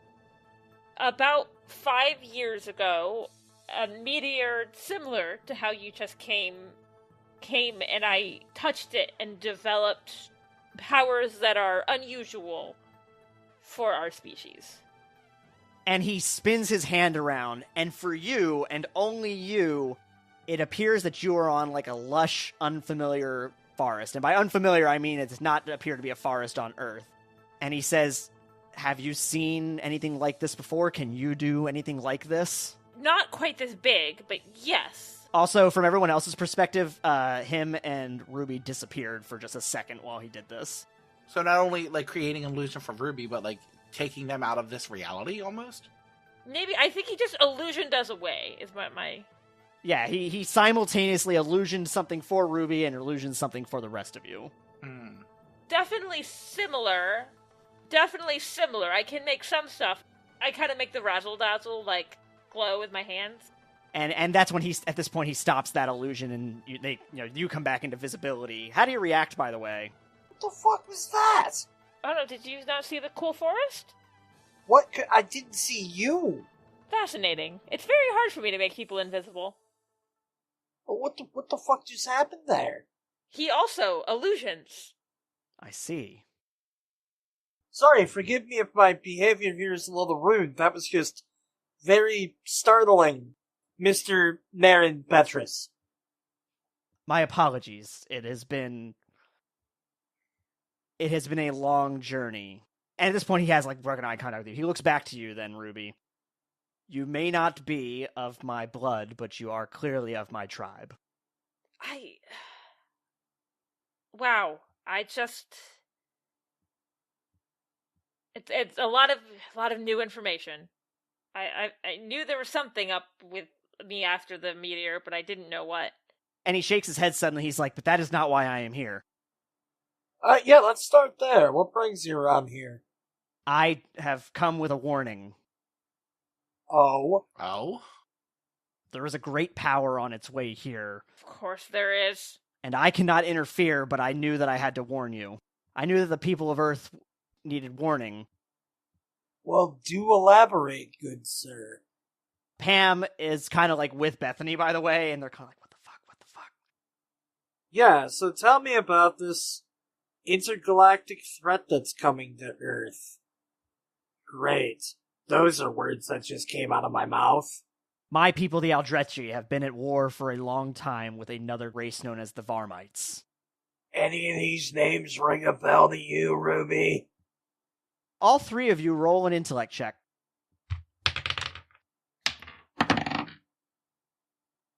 21. 15. 18. All three of you just remember that Yarkalen mentioned these names. You don't remember any other context.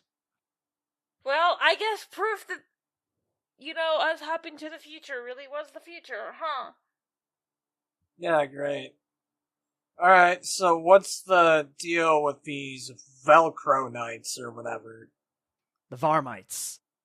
They were in a state of Cold War with us until a few years ago they went on the offensive. For a long time they were a minor power, but something changed. Cool. So what are they? What do they do? What do we need to prepare ourselves for? Their common tactic is just overwhelming, relentless force. Size and might over anything specifically strategic. They use your conventional blaster weapons, space artillery. Alright. How good's their armor, assuming that not all of us have access to a blaster weapon? Will a projectile do the trick? I suppose. What kind of ray guns do you have here? Hey, so... Not real ones. I see fictional ones a lot.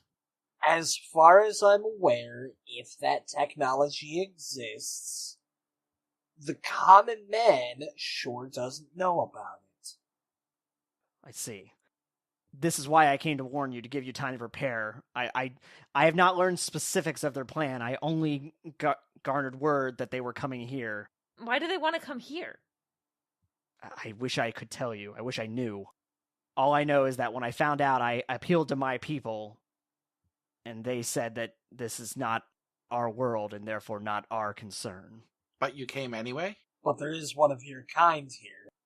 Hey, what's up?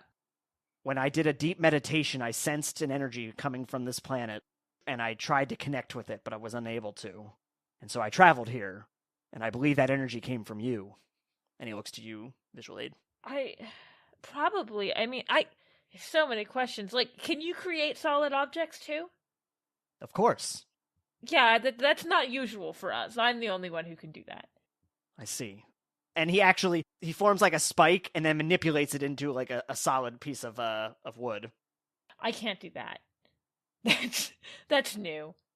Ooh, I wonder if he can give you like a little tip and hint while you're here. And But I guess I've been developing. I didn't used to be able to make organic matter, but I can now. Oh, very curious. That is an unusual feat, actually, even among my people. Interesting. Huh. I guess I'm good at something. It seems that whatever you connected with, you said it was similar to my craft, Mm-hmm. connected you with our energy.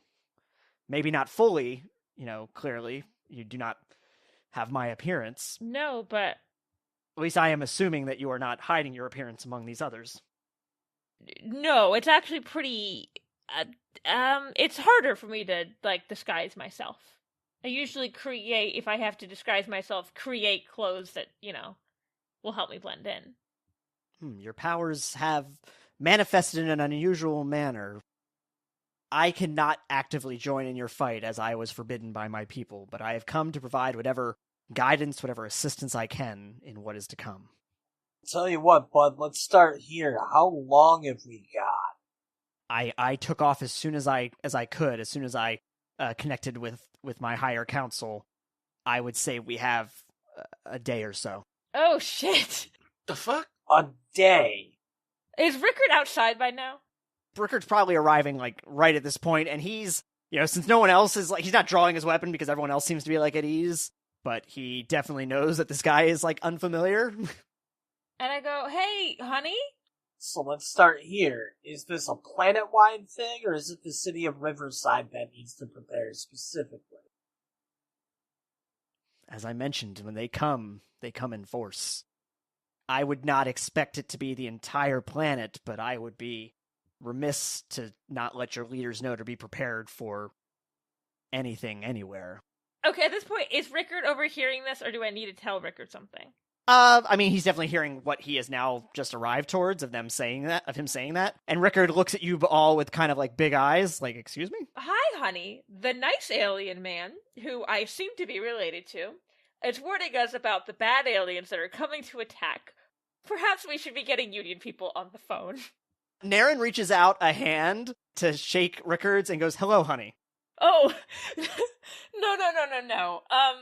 This is H. Don't you dare correct that. No, he's, do you have nicknames or pet names in your... He goes, oh, I see. This is Agent Alan Rickard of Union. They are a defense force. Probably an easy way to describe that, right? Ah, excellent. Global peacekeeping. Rickard just goes, hello, Agent Rickard, and they just do basic introductions. Naren explains, the most important things of what you just covered, in a little more detail. And Rickard looks at the lot of you and says, I think we should get back to base and contact Betsy. And she's going to need to talk with the UN Security Council.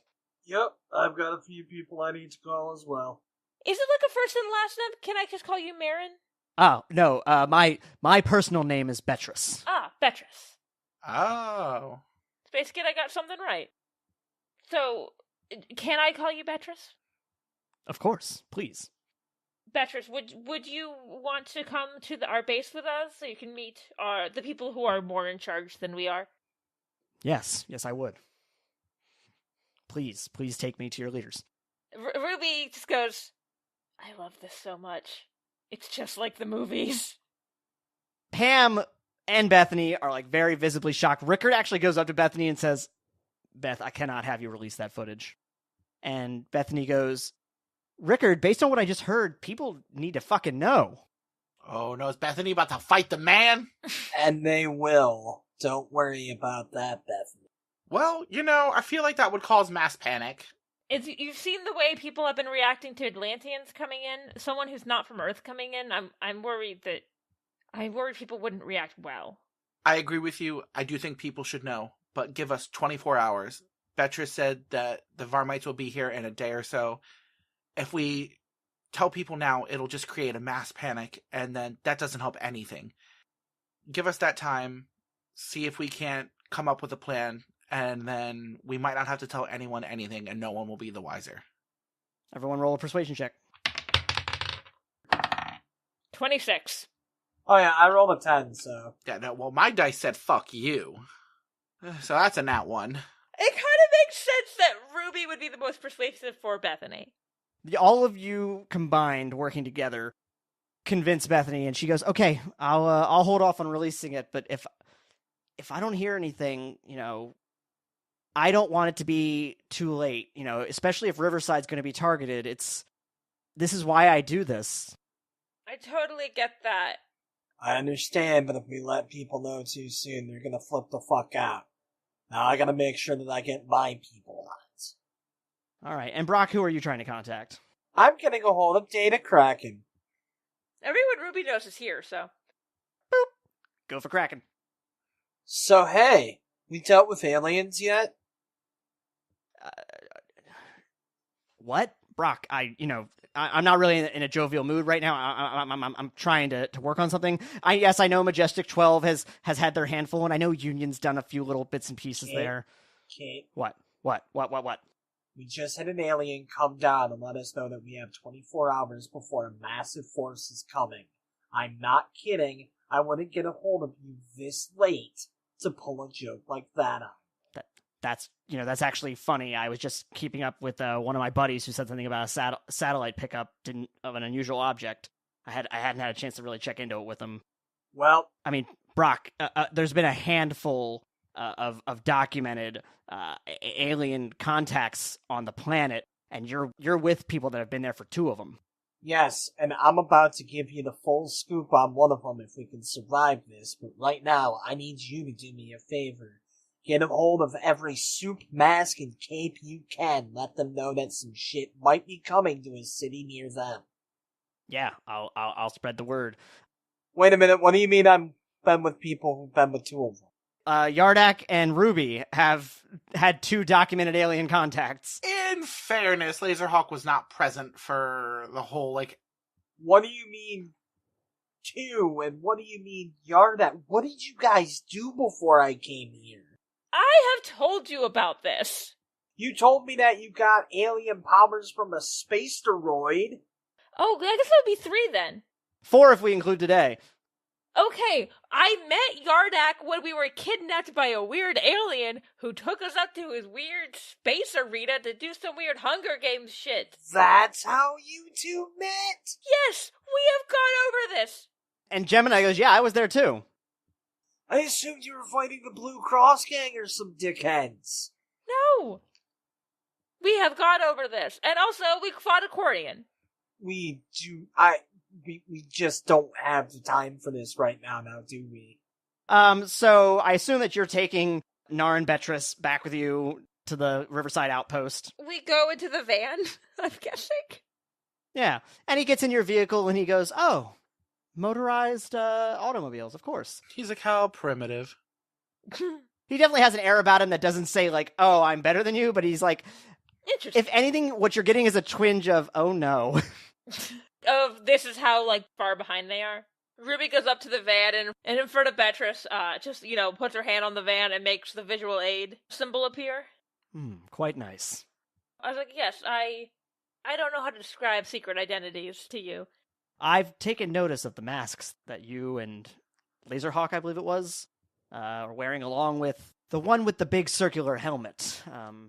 Hornet, yes. We sometimes, the people who help keep people safe keep 2 separate lives so enemies won't go after people in other life. I see, I can understand that. It is foreign to me, but as I'm sure I will discover many things of your culture are unfamiliar, but I take it then that Visual Aid and Laserhawk may not be your true names? Yardak? I mean, Yardak is my name. Yardak is his name, yes. So some of you don't have these second identities. We are human. He is Atlantean. Oh, I see. Gills. If you want to get technical about it, I'm what's called post-human, points at Rickard. That one's actually human, though. Your culture is strange and unfamiliar to me. Let us proceed. Rickard unloads his motorcycle. Ulrich... Actually, I don't think Ulrich ever transformed. He was like, this is a weird enough situation. I do not want to alarm this one. And everyone just kind of silently drives the van back to the base. Do you have music in? Do you have Carly Rae Jepsen? I am unfamiliar with that particular, and he kind of like feels around in the mouth, genre.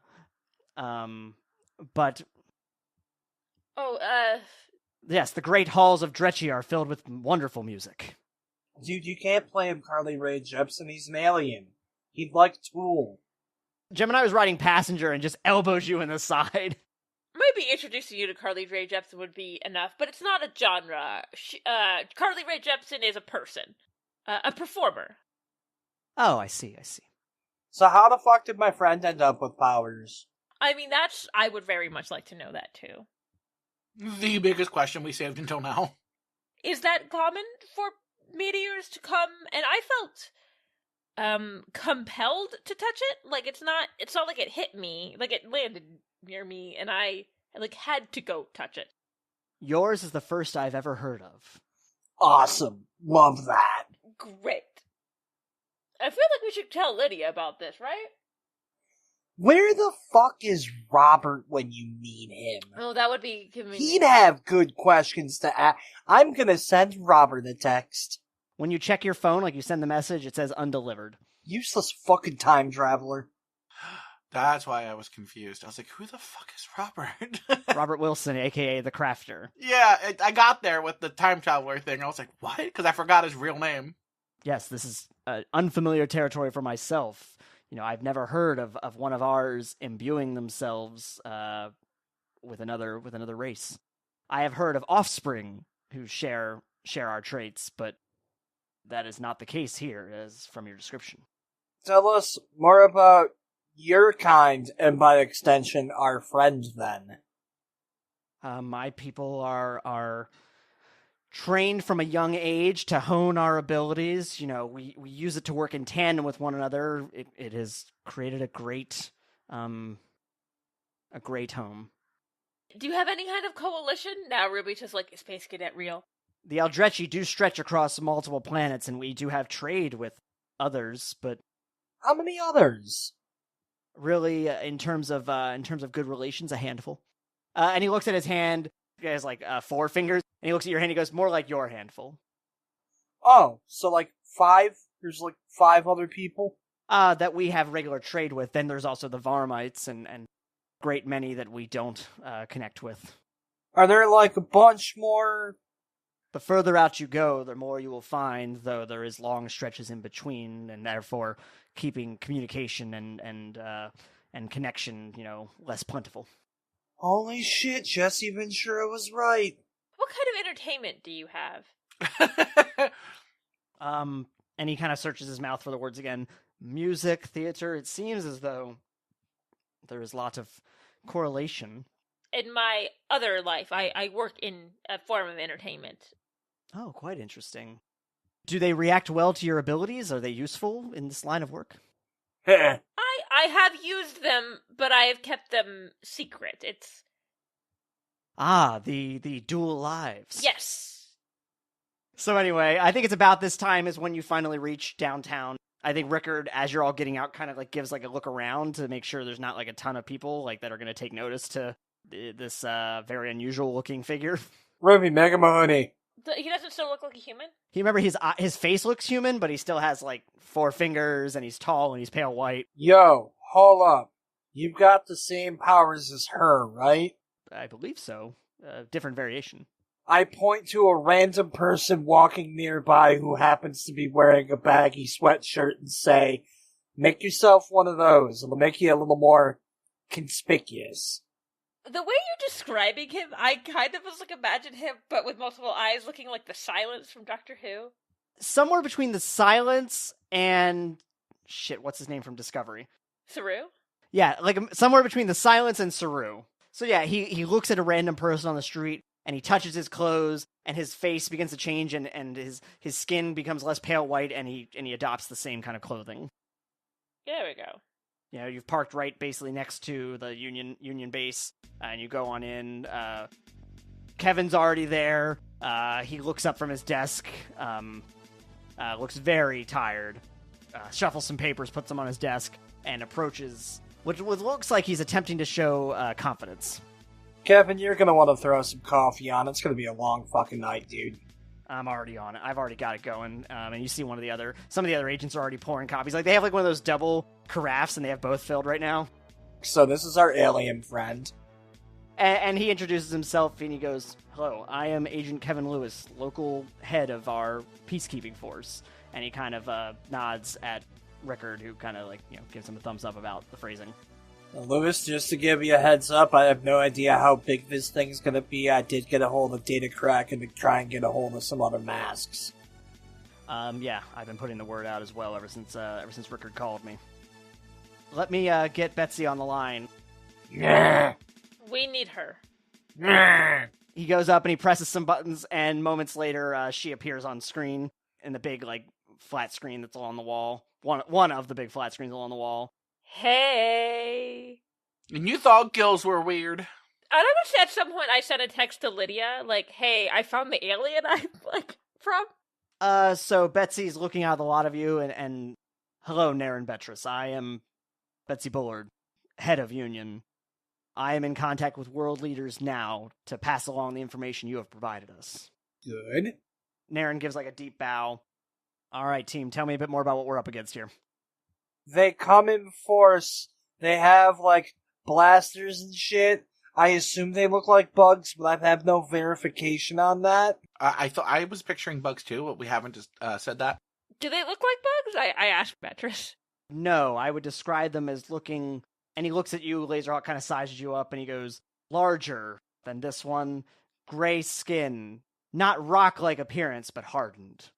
So I say to Betsy, Betrus here told us that there is a race called the Varmites that were in a state of Cold War with the Aldrechi for years, and they suddenly took their forces and started attacking them in insane numbers, and he got wind that they were coming to Earth for what we don't know. But he said that they should be here in a day or so. So I assume that we really need to put the pedal to the metal and figure something out before the state of the world is at stake. Also, apparently, I am part Aldrechi. New things all about. Gemini, do you think you'd be able to borrow Beatrice's powers the way you can with us? I mean, you've borrowed mine. Not even just you, but it wouldn't be the first time I've borrowed an alien power. What the fuck do you guys get up to when I'm not here? I turn to Beatrice and I go, Gemini has powers where she can borrow powers from other people. Duplication, as it were. Yeah, and I go, here, I let Gemini touch me. Yeah, and Gemini kind of brings up a ball of energy and kind of throws it back and forth. Bro, 7 months ago I found out the Norse gods were real, and now you're telling me that aliens are on the mark too? What the fuck's next week? Am I getting a goblin? Gemini, I think it's about time you reveal your recent findings. Gemini goes up to the screens, flicks them, and brings up some markings, and they are a bunch of labeled pictures. They are each labeled Deep Space Probe Wilson Alpha Centauri 1, and then -2, -3, -4, as she cycles through. Wait, didn't we see that before? Correct. You did see these. Some of these same pictures were actually on Kevin's desk during your most recent adventure before this. Robert Wilson. Yeah, as in the crafter? Correct. This probe was placed by the crafter in deep space for just general monitoring, as we're trying to expand our reach and learn more about the universe. So that's why I didn't answer his fucking phone earlier. It picked up some of these images just a few months ago, kind of silhouetted against something like a large craft. You can only see the outline of it, but it's very clearly a man-made structure. Beatrice, does that look familiar at all? That would appear to be the outline of one of their high-end ships. Great. And Gemini then says, but then it disappeared, and later on we saw this, and you now see 5 different smaller figures. And Naren goes, yes, they can split into multiple pieces to attack at multiple vectors. Oh, fuck that. Okay. Hate that. As it's gotten closer, we've kind of started investigating more. Again, we only have so much, but it would be about the size of an aircraft carrier. Okay. Shit, like an ocean aircraft carrier? Correct. Fuck, that's pretty big. We don't have an idea of their complement specifically, but based on the description, we'd expect potentially a couple hundred per ship. Fuck. Cool. From what you know about them, Beatrice, what kind of attack does that seem like they would be doing with that? They will probably send down large squadrons to attempt to overwhelm the positions they are looking at taking on. If they have split into multiple pieces, that means that they are probably going for 5 different locations. Great. What locations do we think would be most under attack? Different bases? Gemini says, once you told us what was going on and I relayed that to some of our scientists, they started extrapolating the information they had. Based on the rough approximation of where these ships are heading and the speed and trajectory, we believe at least one of them is coming for Riverside. Probably here, right? To the base? I mean, it's hard to say exactly. We just know they're coming in the trajectory of this city. We've also got some showing heading towards Texas, Alpha Base. Great. South America, and Europe. Why Texas? Why can't I leave my goddamn family alone? Correct me if I'm red stringing here, but half those places are places that Ruby either is or has been. Are they after Ruby? Or not after Ruby, but they've at least sensed that Ruby is here, and that is the reason for the attack. Actually, has Ruby been to Europe? And I've gone to Europe. We've never explicitly established that you have or have not been to Europe. Okay. I should say, Yardak has definitely been to Europe. You've worked with the UN. Ruby, we have never established any international travels, really. I'm going to say that if Ruby has been to Europe, it was before she had powers. Yeah, like school stuff, I imagine. Yeah. Do we have an idea of when they're going to touch down? I'm from Texas. That's where the meteorite touched was. It was in Texas. And Naren goes, that is interesting. I don't see the correlations directly, but I am unfamiliar with where are your most important and your most defended locations, your most valuable locations. The thing, okay, RC, unless there's a base I don't know, like Rachel doesn't know about, Texas is not extremely... Texas does not have a Union base, if that's what you mean. Yeah, I go, there's not a base in Texas. It's important, like, agriculturally. You say Texas, do you know where in Texas? We only have kind of wide swaths. Riverside's the only one that we have a for sure really beat on at this point. At this point, if they change a couple degrees, it could radically change where they're heading. This one's the only one they've been heading on a direct course for. Great. Love that for us. Ruby takes her phone now and takes hey, I just wanted to say I love you guys to my family. Oh yeah, that's a good idea. I'm gonna send Bev a get the fuck out of town message. I'm assuming she's used to those. I don't know how to do that. I'm also scared that they would just go to a different part of Texas where they would actually be hit, more likely to be hit. Yeah, just, hey, now would be a good time to visit your aunt that lives 3 hours north. Now. Right now. With the kid? Yes, with our son. But I feel like that goes without saying. Yeah. Lewis, if you can give us an update on where our forces are standing. And Kevin comes up, flips those pictures from the Deep Space Probe pictures to a couple different dossiers of different individuals and different groups. Well, we've got Beowulf and Greenhouse are on their way to Alpha Base. Alpha Base is the one in Washington State, right? Yep. We've got Hyperact, Arbalist, and Dr. Bayer heading towards Texas. Actually, before I even go to that next set, I'm going to describe them. Beowulf, you're all familiar with. Greenhouse looks like a humanoid shape made out of vines. Definitely you would be familiar with this as being a Quarnian. Ooh, a non-angry Quarnian. Who's you all? Sorry, you're right. Ruby and Yardak would be familiar with this as being a Quarnian. Brock thinks it's a cool plant lady. And I assume that Quarian is actually nice? Yes, that one actually helped capture the other one. Interesting.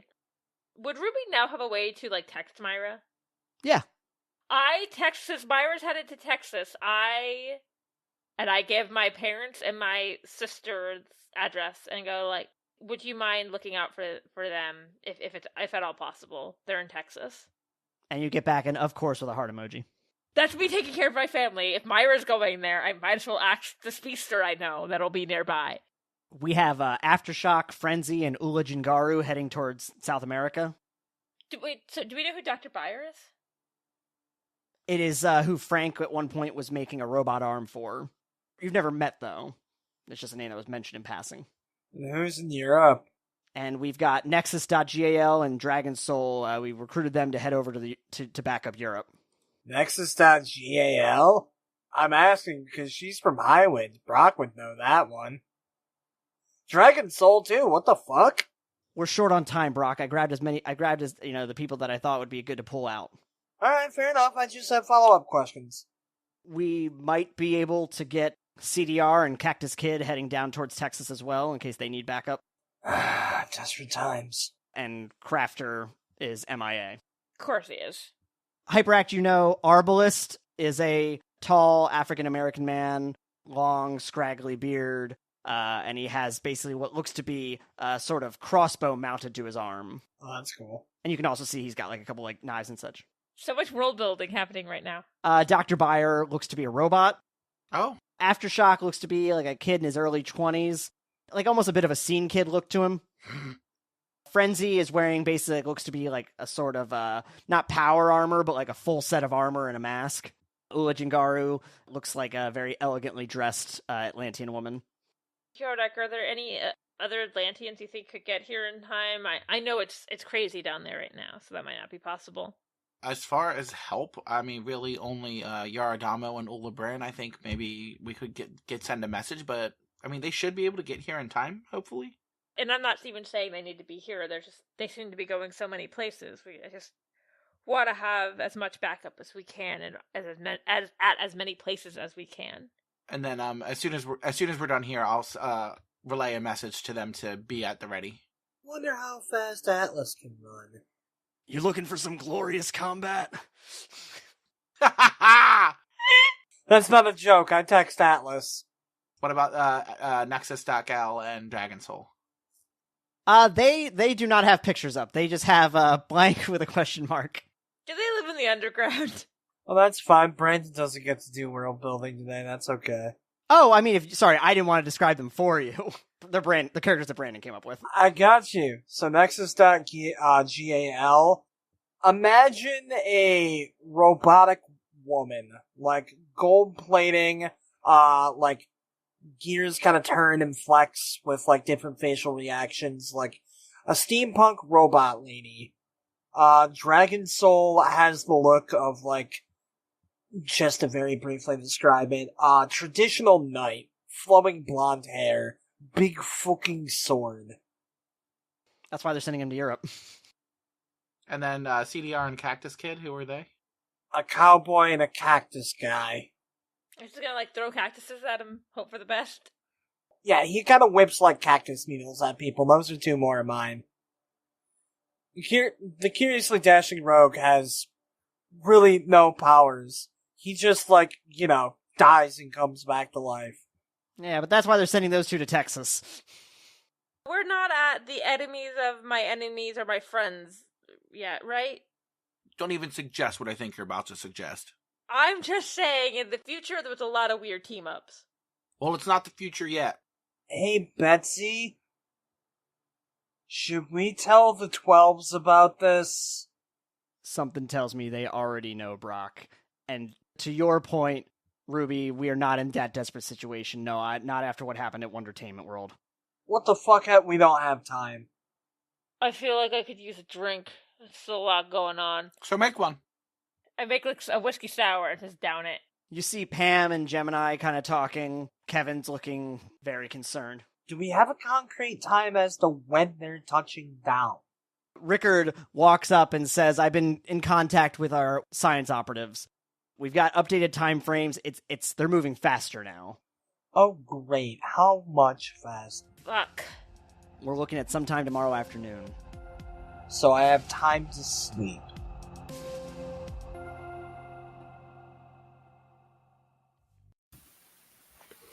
And suddenly, us again? Suddenly, our faces.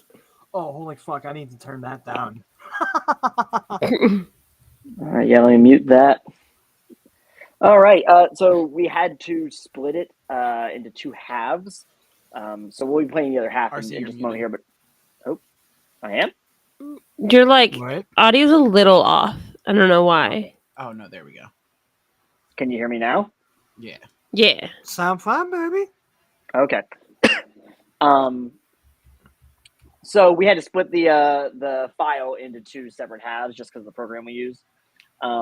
So we'll be probably taking just a quick little intermission break if anybody feels we need it. Otherwise, we'll probably just jump right into the next one unless I guess anybody has any thoughts on that first half that they Any really want to thoughts? get out Any there. questions for us? I thought Yeah. that the scene where Brock and Yardak started making out was really tastefully done. Yeah, but it came out on the cutting room floor just because I felt it didn't really drive the so happy story I stopped forward enough. myself from making that joke. Oh, so we're Fine. homophobic now. Okay. Yeah. During Pride Month Part 3? Wait. So I believe we said July was Pride Month Part 2. So why did we skip September? So now you're saying and the gay August? has bad math skills? Wow. Just way to double, triple, quadruple down. We all have bad math skills. All Yeah, right, we're all first off, gay. Two of you just haven't realized it yet. Mood. I'm No, sorry, Dan, you're that bad doesn't at apply to math. you. You're bad at math. I'm Yeah. sorry. I'm not bad at math. Don't put that on me. We're on stream. I am. I can't. I am. I'll own You it. can say whatever you want about Rachel. Rachel is bad at math. I'm not standing up for you. Yeah, that's one of the prerequisites for being gay. Either you're terrible at math or you're Alan Turing, and there's no in between.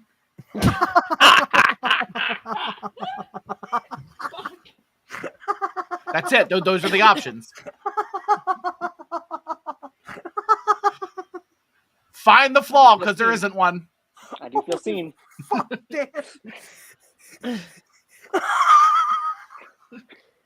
What the fuck?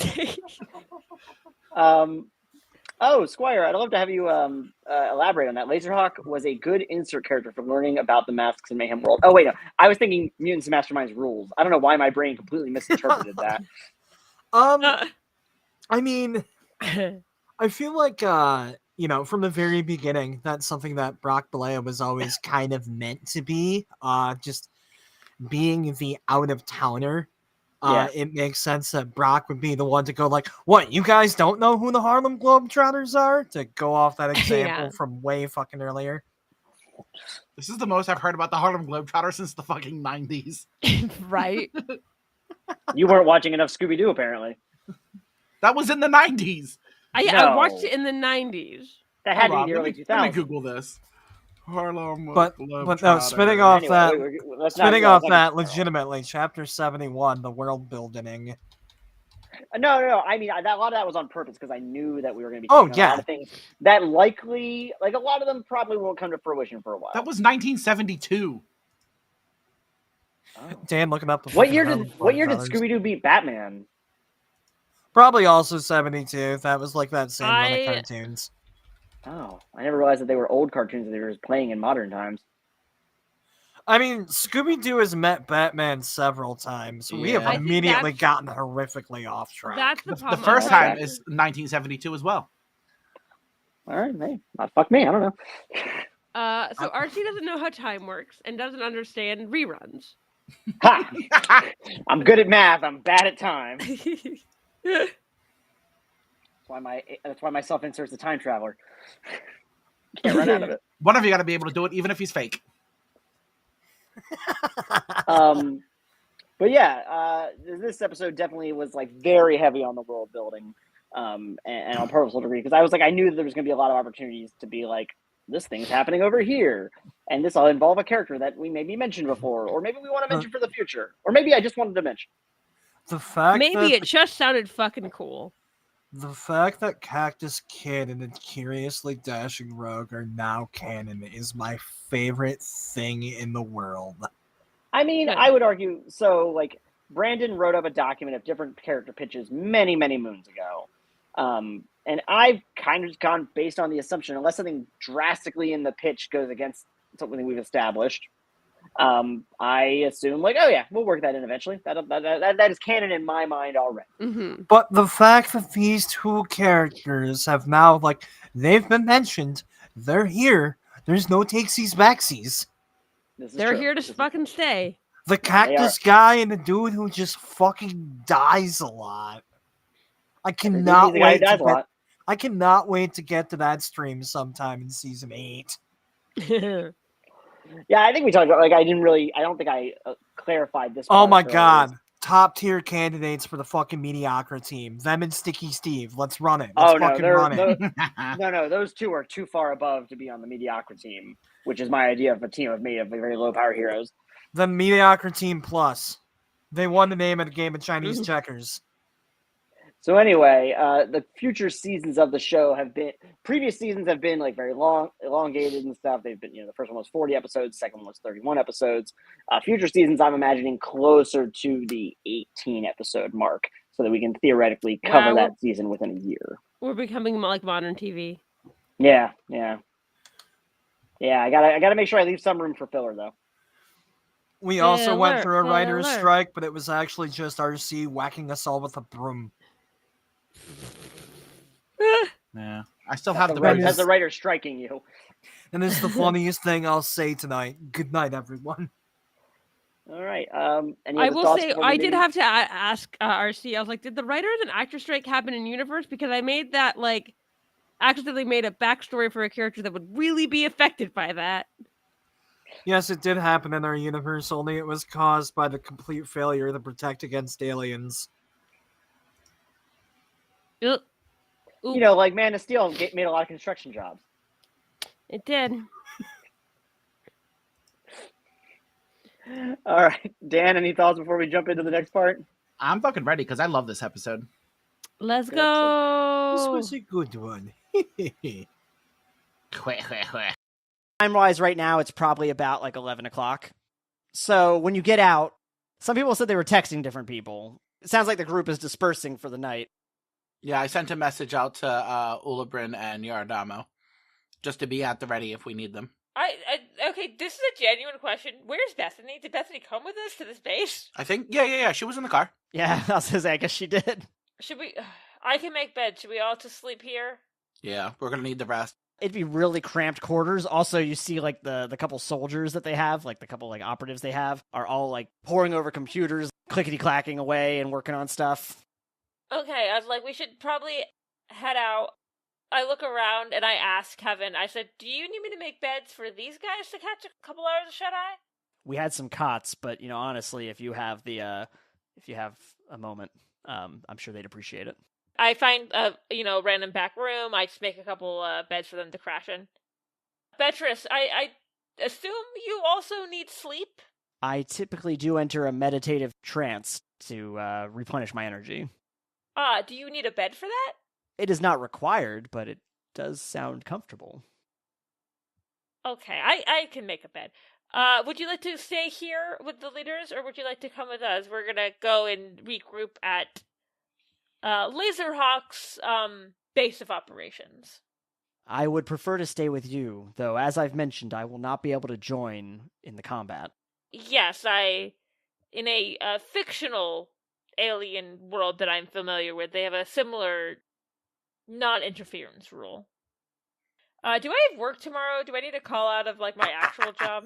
Ruby, I feel like no one's gonna have work tomorrow. Just give it time. One elementary school in Cleveland's gonna be open tomorrow, and that's it. You get back to the laser hut. At this point, Beatrice kind of goes back to his initial form. He's keeping the regular human face, but, not doing the hoodie and stuff anymore. Oh yeah, that's Gucci. We don't judge here. You're next gay. Oh, yeah, we've had a couple good moments here. I'm gonna give everybody a hero point. Yeah! I'm imagining we're driving, and then as we get there, I ask, do you have animals or, pets? Yes, we're familiar with the concept. Okay, yeah, there are pets here. Oh, okay, so these ones are not able to communicate with us. Not with us, maybe with you. I don't fucking know how your shit works. I guess basic communications, we tend to know when they're hungry. Oh, well, yes, that is common among all creatures. Most creatures will let you know when they're hungry. I don't know, maybe you can mind meld with them or some shit. No, I do not have any direct psychic link abilities such as that. Look, I don't understand how any of this works. Is that a common problem for you? You have no idea, bud. This laughter is genuinely in character for Ruby. She just laughs. I grew up, started a football team. My plan was to throw a pigskin, and then all of a sudden, we don't have time. We don't have time to talk about 9/11, Brock. Is there somewhere that I may sit and meditate? Plenty of places. Here, let me set you up with somewhere nice. It's a good thing we moved all of those heavy couches and shit earlier. And in fact, Brock probably does drag Ruby into one room in particular that, like, just like this long open room, and is like, here, barracks, please. I make beds. I mean, yeah, you've made beds before. I assume they're already a bit of a... Yeah, but Brock had specifically plans for one of the rooms in, like, the laser hut to become the barracks. I am curious how Bodega and Cafe react to our new alien friend. Cafe is very hesitant, like, definitely keeping distance. And because he's not familiar with, like, human customs with pets, Beatrice is not going to, like, try and pet them or anything. Yeah, Cafe, very, very keeping distance. Bodega, very happy and, like, rubbing up against and going on her back. Brock pokes his head from outside of the barracks room. Yardak, show our new friend how to scritch him behind the ears. I take Beatrice over and show him our strange custom of tickling the animals. He's not particularly, like, enthralled. Well, you're missing the fuck out, dude. He's fucking evil. Whatever is coming to our planet is here to save us from him. We have to kill it now. He doesn't seem, like, off-put by them, but he's just not, like, yay, dogs. Like, he's not, like... I don't trust him. I think he's just confused by them. He doesn't know the concept of dog. He's not scared of them. He's just, like, kind of indifferent. He's like, this seems like an activity. I assume Rickard stayed behind, right? Yeah, Rickard stayed at base. Yeah, who all do we have? Because we rolled up 20 deep. But they decided to go home, and Ulrich also stayed at the outposts. Did Gemini stay? Is Gemini with us? Gemini's with you. Gemini decided to come with you along with Pam. Oh, what the fuck? I wanted to sleep over with Ulrich. Alright, fine. Fine. You know, we'll retcon it. Ulrich, Gemini, and Pam all came back to the laser hut. Oh, I come out and I go and I pet Bodega and Cafe. And then I asked, I was like, do you require food or any kind of subsistence? Now that you mention it, I could use some refreshment. Come with me. It's a delicate on our planet called a Hot Pocket. Please don't have Hot Pockets be the first human food he eats. And I know how much we fucking hang on to food on here. What is the food that you were going to introduce this alien life form with? Pizza. Solid choice. You know, fair enough. If it wasn't pizza, it'd be tacos. What kind of things do you eat? Mostly vegetation? We are one with the land, so anything, you know, we recognize that some creatures will provide us sustenance. I bake a pizza and I go, this is pizza. And he picks it up, and his mouth opens sideways, and he eats it. Ew! This is when you also realize that up until this point, his lips had not been moving when he spoke. I just go, and I look at it and go, fascinating. And I make like a glass of water, and I was like, do you require, are you thirsty as well? And he drinks the water. What did you think of the pizza? That was very tasty. Thank you for introducing me to your local cuisine. As a localish, from the planet, I guess. I am going to enter my meditative state now. That sounds good. I should go rest as well. I am just curious, when does it look like he's meditating as a, like, instead of like how we would traditionally sleep? Right, exactly. It looks like he's just closing his eyes, and you just hear him like, but like you don't see any change in appearance or anything like that. And Yardak? I want to double up with Ulabrin and Yardamo. Have we discussed how the Replicom rings? Is it just like... I think we've described it as basically like it pulses colors. And then you see on your Ripplecom, Ulabrin and Yaradamo both appear. You're in like a group call. Yardak, is everything okay? No, actually, quite the opposite. While we have been worried about our life underwater and our potential conflicts with the land, we now have to deal with a conflict from a different planet entirely. This is like when you were taken into space? Exactly like that. It is a species of thing called Varmites, and they are headed to Earth and are expected to arrive around midday tomorrow. Ulabrin goes, what do you need of us, Yardak? Well, help potentially. We have a good group of people, both powered and not, that are stationed where we expect them to land, but having anyone else ready to be backup would be greatly appreciated. Ah, I see. And also, you're part of the planet as well, and if they win, you lose. Of course. We will need to consult with the Queen Mother, though, to take part in a conflict beyond our borders. He's a fucking consultant. Yeah. I will speak with her, and we will figure something out post-haste. All right, get in touch with me immediately as soon as you figure it out. And Yaradamo makes a common gesture, but he puts his hand over his heart. Aw, my somewhat boyfriend. I will speak to you soon. Yes, please do. Keep in touch with me as much as you can.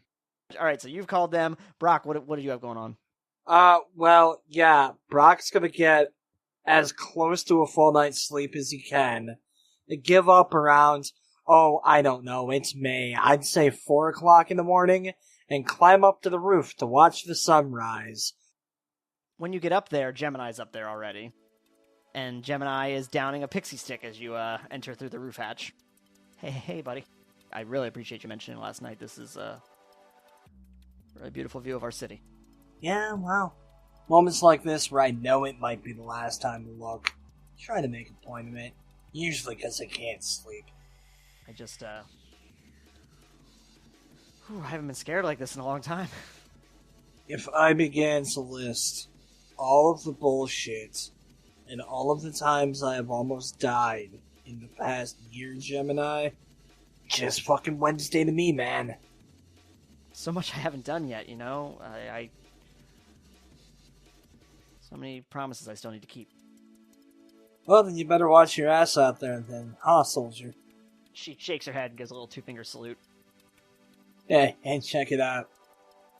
About this time of day, you can start to see the seagulls dive bombing. Did you sleep all right last night? Slept like shit. Any bad dreams? Gemini, I haven't had a good dream since probably 2016. Yeah, you're right. And she downs another pixie stick and accidentally spills some of it, and some of the dust gets on her, and she starts like wiping it away. Brock kind of chuckles. I'm just gonna need a lot of coffee today, I guess. I didn't sleep well either. Well, lucky for us, we got Ruby. We are really lucky we have Ruby. You are, but she's still asleep. Honk shoo, honk shoo. She gives you a little shoulder bump as she goes by, and then she just jumps feet first down the hole. Ruby and Yardak, both roll me a will save. Oh? Hey, I knew these fucking dreams were gonna come back. 6, 18. 15. Both of you do not sleep well. You wake up rested, but you both wake up with a start, and you don't know exactly what you dreamed, but it just left you shaken.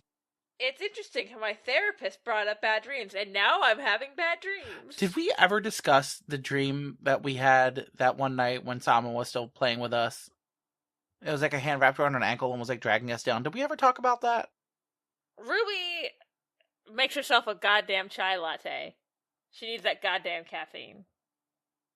All right, so you're making a chai latte. Gemini falls from the ceiling and superhero lands on the ground.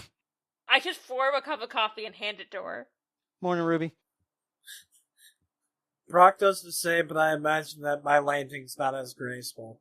Hear a little from your knee. I also make a cup of coffee.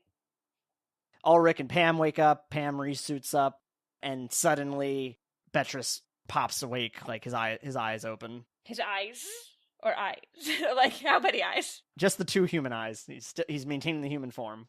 So you're able to maintain that form while you're meditating. Interesting. Perhaps sometime we will have an opportunity to really go in depth about what your abilities can and cannot do, and what our people can do. If I stop thinking about an illusion, it's gone. Curiouser and curiouser. What is the next phase of our plan? Breakfast? I guess should we go back to the base? Gemini says, well, we've all gotten some sleep. I'm going to head back to the outpost. If any of you want to join me, we start figuring out what the plan is. That's not a bad idea. Is there anything we need to do here? You said you've been in contact with Data Kraken already, right? Yep. Anyone who he can't get a hold of, I'm sure he already has twice. Yeah, you actually get a text from Data Kraken, Brock. Basically says, hey, got in touch with a lot of the old haunts. Some of them are planning on holding ground in high wind. A couple of them actually had already been called to kind of fortify the Big Iron. Appreciate you as always, Kraken. There should be a few inbound to Texas and South America. He couldn't get anybody who could get clearance to head over to Alpha Base. Well, something's better than nothing. Union has agent. Hopefully they've got that covered. Should we all get back in the van and head back down? You guys go ahead and take the van. I'm gonna hop over and clear my head. The wind through his fingerless gloves. All right, you hop across town, wind in your hair, letting your mind kind of wander and relax a little. RC, do I need to call work and tell them I'm not coming in? Well, as of right now, if you're not going into work, you might want to let them know. And you know what? I'm going to ask the team. I was like, can you think of something I could tell work to get them all to stay home too? I don't want them all going out. And Beatrice goes, are your leaders not telling everyone to shelter? I don't know what they're doing yet. Quickly scan the news. You do not see any, evacuation plans or orders. I think they might be wanting to decrease the chance of mass panic. You know what? Fuck it. I'm going to ask Beatrice, can you make it look like the weather is bad? I am unfamiliar with your weather patterns, but I can certainly try. So you can make it look really bad, huh? I show him what, storm clouds look like on, my phone, a picture on my phone. But this type of deception feels unethical. That's fair. I don't know where this connects with my ability to interfere. This is an unknown line for me. That's fair. I don't know. Yardak, you got any ideas? Go there and flood a shitter. See, I could make a flood, but that could also reflect poorly upon me and the Atlanteans. You can make a bunch of bacon grease, Ruby. Okay, I'm just gonna call out sick and say, hey, I also heard that there might be some superhero stuff going down on some rumors on the internet. Might want to keep an eye out on that. Okay, roll a persuasion check. Okay, I have a lot of persuasions. I got a nat 20. All right, and roll a deception check. 23 overall. Ruby, don't worry. It's totally fine if you're not feeling well and need to stay home. I'll tell the crew what you said, but I don't know if they're really going to do anything with a rumor like that. Just keep an eye out. I want to keep everyone safe. And Yardak, as you're all driving back to base, you feel your Ripplecom shaking. Okay, I answer it. It's Yaradamo, and he says, Yardak, we won't be able to join you. Oh, what's happening? When I told the Queen Mother of the threat, she thought it was best that we fortify Atlantis. She doesn't want us to be venturing out, especially as I may have only gotten halfway there from the time you said, and I would be caught in the middle of the ocean in this kind of event.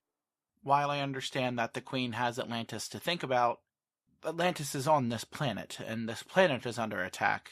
And while I can't make her help us, I can also tell her that in the future, should Atlantis need help, this will be remembered by those on land. She just doesn't want to leave Atlantis undefended, either. Look, I see why you might need Ula Bridge. Not to mention they are also, because they don't really have, a united army anymore in the same way. Let her know what I said. We know that we cannot force your assistance on this matter, but it will severely dampen relations with Atlantis and the surface world. I will pass that along. It's okay, because Atlas is sprinting here, right? You never did get a response to your text message. I'm assuming because he's sprinting. Regardless of what the Queen says, I'll be in this fight, and I'll do what I can to protect you and everybody else down in Atlantis. And when it's all over, I'll be sure to come down and visit you. I'll see you soon. And then we both do the whole hand over the heart. Yeah. I would like to text my family real quick and make sure that they're at their aunt's 3 hours north. Bev says, Brock, I never got a chance to follow up with you. What the fuck are you texting me about? Oh, God, I thought we were past the point of me having to explain shit, Bev. I didn't see your text till this morning. Aliens. Wait, what? Fair enough, I should have called you to begin with. Yeah, there's some kind of large-scale invasion on its way right now. You need to get Carl and get the fuck out of the city, dude. What do I tell him? Just tell him we're going to visit our auntie up north. I like how you've invented an aunt that lives up north. Fuck it, it's convenient. I'll waste a hero point on it. All right, yeah, you know what? I'll let you trade a hero point for that. That's fine. Just tell Carl that you want him to surprise him because he's been stressing out lately about finals. Tell him that you're going to visit. Well, he's got a field trip today. He already left for school. I gotta go pick him up. Oh, god damn it. Fuck, where at? How far away? Kent Labs in the downtown.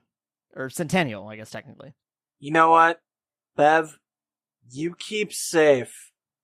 I'll keep an eye on Carl. Okay. As I begin to roll down the window. Are you about to jump out of my goddamn van? I might be about to jump out of your goddamn van, Ribby. My kid's on a field trip. Brock, we'll get your kid. Stay in the goddamn van. Well, I don't want to interrupt his field trip. He's been looking forward to that one, Bev. He's already there. I know. So, in case he doesn't get out before shit gets down, I want to be there. I still feel like you should not be jumping out of the van. Ulrich jumps in and goes, Brock, we will get to your son, but we should get to the base and find out what's going on first. Bev, stay safe. I'm gonna get to Carl as soon as I can. Anything happens to my child, and I will kill everyone in this vehicle myself. Hey, Beatrice didn't do anything. Beatrice now knows of my son's existence. He might not be allowed to interfere in us. He can interfere in my sweet baby boy. Yeah, just, I'll try to take time off work and go grab Carl. I'm sure, you said that we have some time until this all hits the fan, right? Sometime this afternoon. Well, we'll get him. Just, if your friends are telling you to stay, you should stay. Your safety is my top concern. You and Carl. You know why Rachel was insisting you stay, Brandon? Because you were separated at the last season finale from the rest of us. Alright, but Brandon's hoping that shit's gonna go down here and Carl's gonna get powers. Beatrice looks at you and says, I know quite well the bond between a father and their offspring.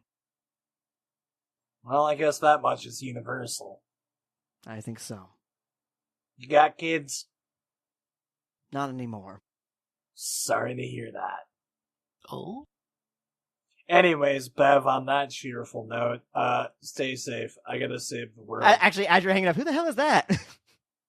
And not long after that, you reach the downtown base. I fling the doors open, holding a cappuccino. I've just decided Ruby made me.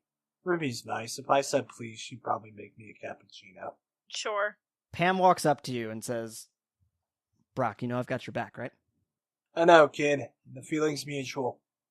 And she gives you a little, 1-2 punch on the shoulder as she gathers up with the others. I kind of shoot her a quick grin, but realize that it's, well, fuck. It's almost noon, and I'm at the OK Corral. What is going through all of your minds as you're entering into the base? I hope the evil aliens are coming specifically after me. Yes, I'm worried for my friend, but also I am worried and thinking of contingencies on how I can smooth over relations with Atlantis when it's found out that the Queen refused to help. So I'm stressed about my friend potentially being an alien snack, and she already is an alien snack. Hey, girl. So when you walk into the base, all of the agents are awake again. They're clack-a-lacking at their desks.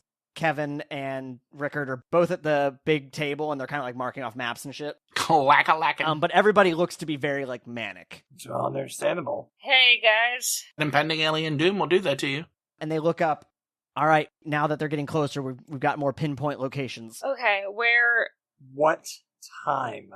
What time? And he checks his watch. All right, it's about 8 o'clock. Timetables are definitely moving up. We're looking at probably about noon now. Oh, shit. Depends on where, but for here, we're looking at about noon. And they pull up the map, and it's like a globe, or not a globe, a world map. What about for Texas? Texas is looking like it's heading for these plains right here, which, Ruby, you would recognize as being not too far off from home. Not right next to it, but not too far I'm off. going to say it's the Houston metropolitan area, because I I have said that they live in a small town out of Houston. Damn it! Do you know what time in Texas? Probably about similar to us. Maybe a couple minutes difference.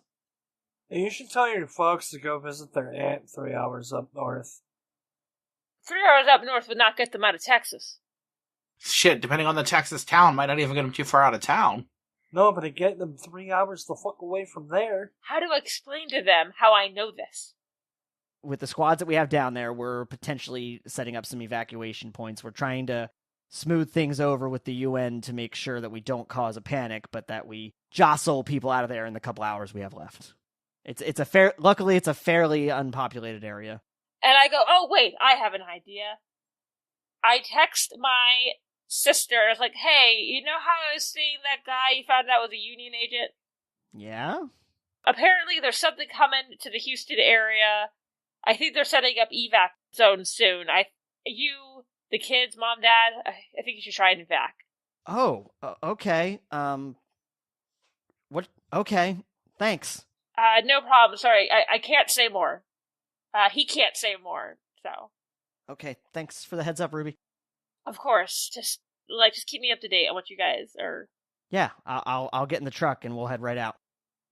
Anybody else saying anything or doing anything? I don't know nobody to text that isn't in Atlantis. Damn, you have not even texted Ruth Day. Ruth! We've mentioned her name multiple times. Oh my god. Oh, Ruthie. To be fair, Ruth is probably super aware of the situation. Obviously, she's plugged the fuck in. She knows. We should still text her and say, hey, do you have any intel? I absolutely know what I'm going to text her. I'm going to text her these exact words. Girl, you hear about this shit? ? Send. Yeah, of course. I'm working on we're working on evacing our office. That's exactly what I thought. I knew that you were going to be on your shit. Yeah, SASS might make their way into town. They're trying to get all of us intelligence operatives out. Good. You're one of these land-walking bitches I like. Hey. Brock has one more phone call he'd like to make. Bling! Just wanted to give you a heads up. Bunch of aliens coming. Don't think they're gonna be near you. Bet. Thanks. Click. You get a text from Atlas. Sorry, Brock. Just woke up. What? Start fucking sprinting. He could not make it to Riverside into a couple hours. I don't think that they're coming to High Wind. Just in case, maybe keep an eye toward the sky today, Atlas. Okay, thanks for the heads up. Have a good day. If shit goes sideways, you're the first person I want to know. There is glorious combat to be had, my friends. Hell yeah. When Rickard and Lewis pull out the map, they say that their trajectory changed. What we thought was heading towards Europe is now heading more towards the ocean. Ha! I mean, not that's me saying ha because she was a bitch. But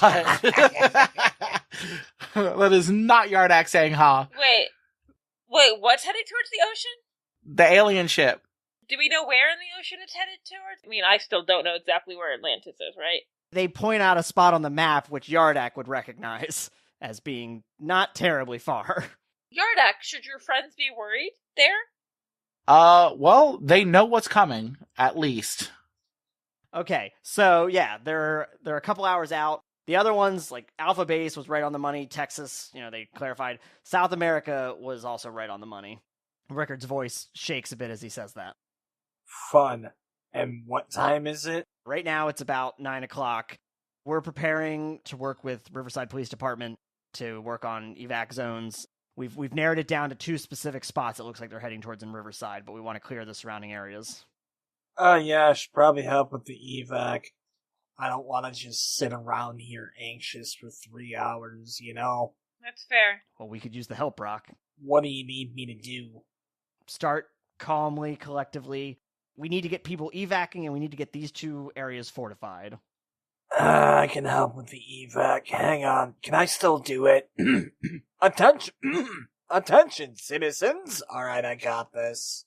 Attention, citizens! And the 2 spots that he points to on the map, the Moeller Building, which is the tallest skyscraper in the city, and Echo Base. Which one's closer to my son? Definitely the Moeller Building. I point to the Molar building. I got that one. Wait, Echo Base? There's still people there? No. The area surrounding Echo Base has people, but the base itself has been abandoned for quite a while. You guys can have fun with that. I'm worried about my kid. I'll take that one. And Gemini goes, I'd like to take Pam and Ulrich to Echo Base. Downtown near the Molar building is where it's going to need the most evac help. Like, I can go with Laserhawk, help with evac, unless there's something else you need me to do. That sounds like a good idea. And just so you know, by comparison, Kent Labs is like a couple miles away from either of these. Like, it's not really in the middle of the fray. All right, so yeah, what are you doing to help with evac in those areas? I mean, Brock has that whole last public persona voice that kind of fizzled out towards the beginning of Season 2. Isn't it a fun throwback for Brock to all of a sudden bound in the middle of town? Attention, citizens! We are currently doing an evacuation process. Nothing is wrong now, just follow the nice men over there, gestures wherever people are heading. There's some of the Union agents and some Riverside Police Department. I make signs pointed towards where they should be evacuating to. For the most part, things are seeming orderly. They're not moving as fast as you'd like. There's a lot of people working downtown and such. People in the skyscrapers and such, you have to try to get their attentions and... Oh my goodness. Brock pulls out his phone, and he calls Channel 7 intrepid reporter Shauna Ortega in order to get a bulletin out about this evacuation. Hey, Laserhawk, yeah, I'll be right down. I'll send out a few tweets right now. Fantastic. Fantastic. Appreciate you as always, Ortega. Yeah, stay safe. See what I can do. Not too long after, cameraman Kenny and Shauna Ortega arrive, and they start doing a news hit and basically just, persuading people to safely and orderly get out of town, get out of the downtown area at least, which seems to be helping move things along. And now, as the sun is getting high in the sky, you suddenly realize that you can see a few dark spots sort of being eclipsed by it and are coming your way. Well, I'm not loving that total eclipse of the heart. I would like to imagine if we had a budget for this show, a total eclipse of the heart would be playing during the next battle. 5 or 10 minutes until they arrive, based on the earlier calculations. Make a couple swords, make a couple daggers, put them... I don't know how well this will work for them, but before we leave, I ask, what do you use to fight them? Anything we can. Power specifically, how use? Weapons, illusions, whatever you can do to stay in the fight. Are you able to make, blasty weapons with your power? Essentially, yes. Huh. I have trouble with things with moving parts. Oh, no, sorry, I thought you meant, energy blasts. I cannot make weaponry. I cannot make complex weaponry. Usually I can use this, and I make the razzle dazzle. I can make it to kind of blind things, but they don't usually have physical, harm themselves. I see. You grow more curious by the hour, Visual Aid. Huh. I thought I would get answers by meeting whatever I came from, and now I just have more questions. That is how the universe tends to function. It's a little annoying, isn't it? Indeed. I assume you have to stay here since you cannot join the fight. I cannot join the fight, but I can perhaps provide some guidance to your leaders. Thank you for coming to warn us. I mean, great sacrifice for my people if I were to be found to be aiding you, and I cannot endanger them any further. Of course. Good luck to you, Visual Aid. And good luck to you, Naren Betrus. Before shit hits the fan, Brock would like to make one final phone call. Alright, what's your final phone call? I'm making sure my ex-wife is safe. Hey, Brock. You safe? I'm still in the Centennial. I'm trying to... Things are real jammed up down here traffic-wise. I maybe find a place to hunker down, Bev. I'm gonna get to Carl, don't worry. I'm not too far. I might just park and get out and walk. That's probably what you want to do. I'm looking at him. She says, oh my god, is that what that is in the sky? Get Carl. I'm close if you need me. Don't hesitate to call. Kick their ass, Brock. Oh, I'm fucking gonna. Send a text to Bethany hey, it's starting soon. I appreciate you as a friend. And then I just send a text that says I love you to Rickard. Aww. Over your comms, you hear Gemini go, alright, folks, this is it. Yep. I'm gonna say yep, look up, and just Ruby's hands start glowing. And you hear Ulrich saying, it has been an honor serving with you all. I was like, this shit has such season finale energy. Good. That's fucking what it is. You too, buddy. See you on the other side. The ships kind of are coming down, and you see basically like they are large, industrial-looking military ships. Like, you couldn't be more opposite than what the Aldrachi arrived in. The most direct comparison I can think of is, if you're familiar, the Pillar of Autumn from Halo. So they are large, brutalist, angular ships, looking like they are strictly armored and ready for combat. They do not look like they serve any other purpose than war. I feel like these ones do not come in peace. So as the ships have gotten closer, you see that there's two of them, and one of them is heading towards the Molar building, like kind of coming up to be hovering above it, and you can also see one that's heading towards Echo Base to do similarly. I jumped to the top of the Muller building, the fuck? The last time you were at the Molar building is when they had activated the dome generator last season. So I feel like they're going after specific energy patterns. It sounds like Rock's on top of the building. I'll find a whole giant space trap by myself. I don't give a fuck. I'm testing a theory, and I just put all of my energy into making really big visual, the balls that I use for Razzle Dazzle. See if maybe they're drawn to my energy. I don't know what the fuck this will be considered, but I just had a really cool visual, and it's not even a power stunt. It's outlandish. Okay. As Laserhawk jumps to the top of the Molar building, I want to snatch every last drop of water I can from the sewers, gather it around me, and use it to lift myself through the air up to the roof, and then have the water encircle the building, kind of like a floating ring, and have it at the ready to start flinging at the ship. Okay, so you're on there. So Ruby, I guess, stayed down at the ground level with the rest of the soldiers and such. Ruby's protecting people because she's been a sociopath. No, but I was also trying to direct them towards me with my power. You're inviting challenge. Ruby's trying to see if she can invite some challenge. Do they seem to react to my power at all? You haven't seen anything. Literally, the building is just hovering above you right now. Okay. A few moments later, there's a deafening silence. People definitely trying to flee, but it's just weirdly quiet. No sounds of machinery going or birds or anything. When all of a sudden the bottom of the ship opens up, and basically humanoids just start raining down from it, like an absolute downpour storm. Alright, cowabunga it is then.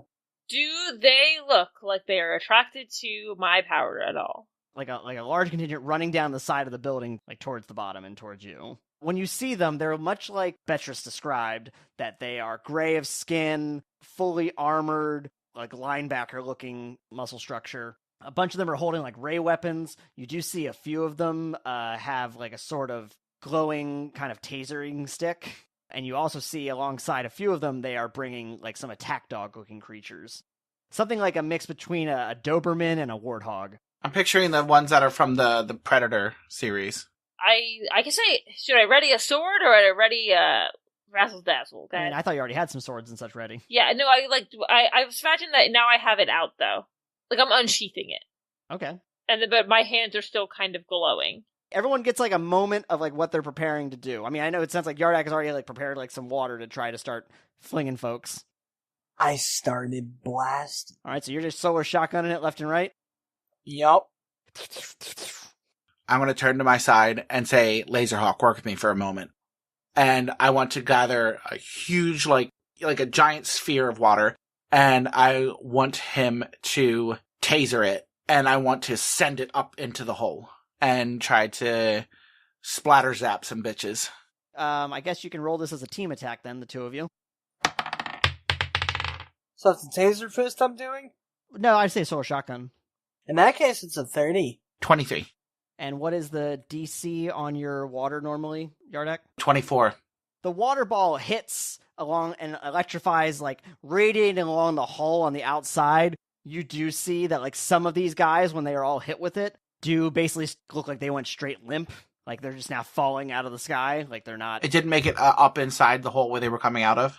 You saw it form around the hull, and you also saw an energy field that it hit when it actually hit the bottom of the ship, the open hole. Happy to know about that. All of the guys that were coming out right at that moment, though, and just start falling like pigeons in a horror movie.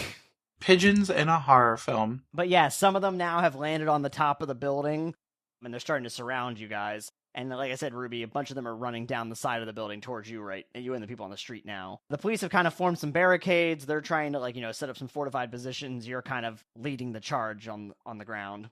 As I'm running, I'm also creating barricades behind me to help the people that are staying back. But I guess how am I close to one now? A few of them have now reached the bottom, and they are basically blasting at you, and a few of them running right at you with their taser sticks. I'm gonna try to blind some bitches. So we're gonna do this, and then once we resolve that, we're gonna go into initiative. Okay. Bet. Okay. The DC is 19. So some of them look to be caught off guard and blinded. Others had turned their back to you at the last moment and then turned around and kept firing back at you. Okay. Keep in mind, there's a couple hundred of these guys raining from the sky, and you've probably blinded a good 20 of them. I mean, that's not nothing. Okay, everybody roll initiative. Time to party. 17. 25. A natural 20. Don't forget to add all 73,823 of the bad guys. Yeah, I did not hear enough dice rolls for that, Robert. Do you really want it to be like that? By the way, is everyone free for the next 3 weeks for one turn? Fuck you. Laserhawk, you are first in the round. I would like to start off by rolling a perception check to see if there's anything I should immediately be aiming for that would cause a large amount of damage to these assholes. Okay, yeah, roll for it. That's a fucking 20 on the die. For a 30 altogether. Yeah, you can definitely see what looks to be a protruding command center from the ship, but you don't necessarily have a sense of how protected it is. But you would say that that's probably a weak point. And then there's the backs of the ship, which has the engines. In terms of the people on the ground, you do notice that a few of them appear to have some kind of scanning devices and are kind of scanning around up there. Oh shit, they're looking for you. They're the most immediate threat. I'm gonna shoot them. Kill him. All right, so there's 3 of these guys. Are you going to multi-attack them? Yeah, fuck it. That's a -3, right? Right, -3 to hit all 3. Are they close enough for me to 1, 2, 3 them with a taser fist, or am I rolling solar shotguns higher and I gotta take a -3? Right, yeah, you're definitely going to have to do solar shotgun. They're not close enough to you. Okay. It's more that in between all of the laser blasts and people running towards you that you can see you took this all in. Alright, so the first one's a 26. The second one is an unnatural 20. Fucking right. The last one is an unnatural 30. I rolled a 19. All right, so all 3 hit. What's the DC on that? For solar shotgun, that's a 24, partner. Boom, boom, boom. You're able to whip shots in between a lot of them and hit all 3 of those guys who go down in a heap. And you see their allies look back at them and basically scream something in a language you don't recognize.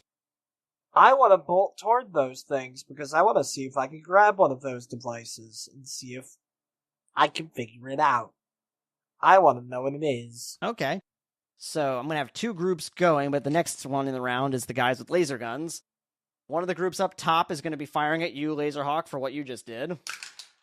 That's fair. What is your dodge plus 10? Dodge plus 10 is a 16. 16, that's going to hit, and you're going to want to roll a toughness check. And this is where I shine. 29, 15 plus 14. A bunch of those shots do hit you. You don't feel everyone that hits you, you're oh, this isn't as bad as what I've experienced in the past, but a whole bunch of them do hit you, so you are going to take a -1 to your toughness check. Yeah, that checks out. You were hit a couple times, in the shoulders and chest and back as you were dodging and dipping. A lot of shots also missed you, but there was a lot of guys firing. No, that checks out 100%. And also, just to be clear, a couple dozen guys landed with you, a couple are heading towards you, Ruby, and others are just kind of spreading around the city, it looks like landing and kind of heading in all directions. It's okay. We're in America. They have guns. Okay, and then Ruby, similar things happening to you downstairs. What's your dodge plus 10? 20. All right, that is also going to hit you, and you're going to want to roll a toughness check. 18. Oh, fuck. Robert, don't make that face. Can I use a hero point to reroll? You can use a hero point to reroll. Okay. You've got 2. You do. Okay, so would a 24 be better? You are going to be hit, and you are going to take a -1, and you're going to be dazed on your next round, meaning you can move or attack. Looks like I might be dropping some anvils.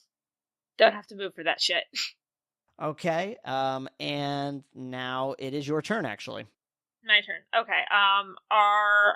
Fuck it, I'm dropping anvils. They're pretty grouped together, right? Like the soldiers? Mhm. So I could maybe Drop pianos, you hit more. get more than one at a time. I would say you can make enough of an object to do that, to hit a couple at a time. Okay. I just need to know what the DC is. Create rank plus 10 would be 17. Kerclunk, a piano falls on a lot of them and flattens like a good 3 or 4. And since you can either move or attack, do you want to do any free actions or do anything? I'm gonna turn around and was like, get all the civilians out of here. I also figured you might say something to your allies upstairs. I was like, I'm trying to take as many of these guys out, but there's so many of them. Also, you've been hit. Oh yeah, fuck. I don't know. I was like, Also, you have a wound. I've taken a couple of them out, but I'm hit. And Yardak, it's your turn. Alrighty, so Laserhawk took out, you said 3 or 4 of the guys that were up there? Yeah, you got like a dozen. Like, you have a lot of guys up here. I'm not really keeping direct track of everything like that, but like, you have a lot. This is a big fight. Saying something doesn't... Yeah, free action. So because I have like this ring of water surrounding the top of the building, I'm gonna suck it all in. Like a reverse thunderclap. Just trying to hit a whole bunch of these guys at once? Yeah, kind of a reverse shockwave. And then I want to yell to Laserhawk, get down, right before I do it. Okay, since that's a free action, and Laserhawk's a very agile individual, I'll say that Laserhawk is able to get out of the way. Yay. What is the DC on that? Or actually, sorry, it'd be your water plus 10. Your water rank plus 10. 20.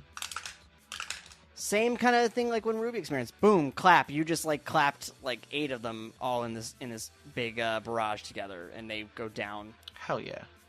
How many are left? A dozen or so still. Oh, goddamn. It's not about the specific numbers. I'm going to let you know the vibe of how the fight is going because of how many you're dealing with. Yeah. Now, when you do the water control, though, a few of them point directly at you specifically and make like a gesture towards you, and a bunch of them are going to run up to you now, the ones that have the taser sticks, and try to hit you.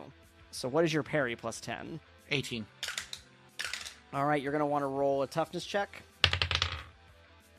26. 26. All right, you're going to take a -1 as well then. Ooh, goddamn, with a 26? I am using the minion bonus thing where basically they are all acting as one unit and giving bonuses to represent that. It would have been worse if you had not just taken out a whole bunch of them. Oh, well, fucking good. All right, so you're at -1 as well, and I believe, Laserhawk, you're at -1, correct? Yep. Okay. So yeah, basically a bunch of them just all like rushed you and hit you with these tasers. And, you know, because you have water powers, it's kind of like... Vzz, vzz. And then on the ground, Ruby, one of the ones that are controlling the beast creatures, lets that beast run loose, and it runs right at you and goes to bite you. Can I use a hero point as a reaction and try and stab the beast with the sword?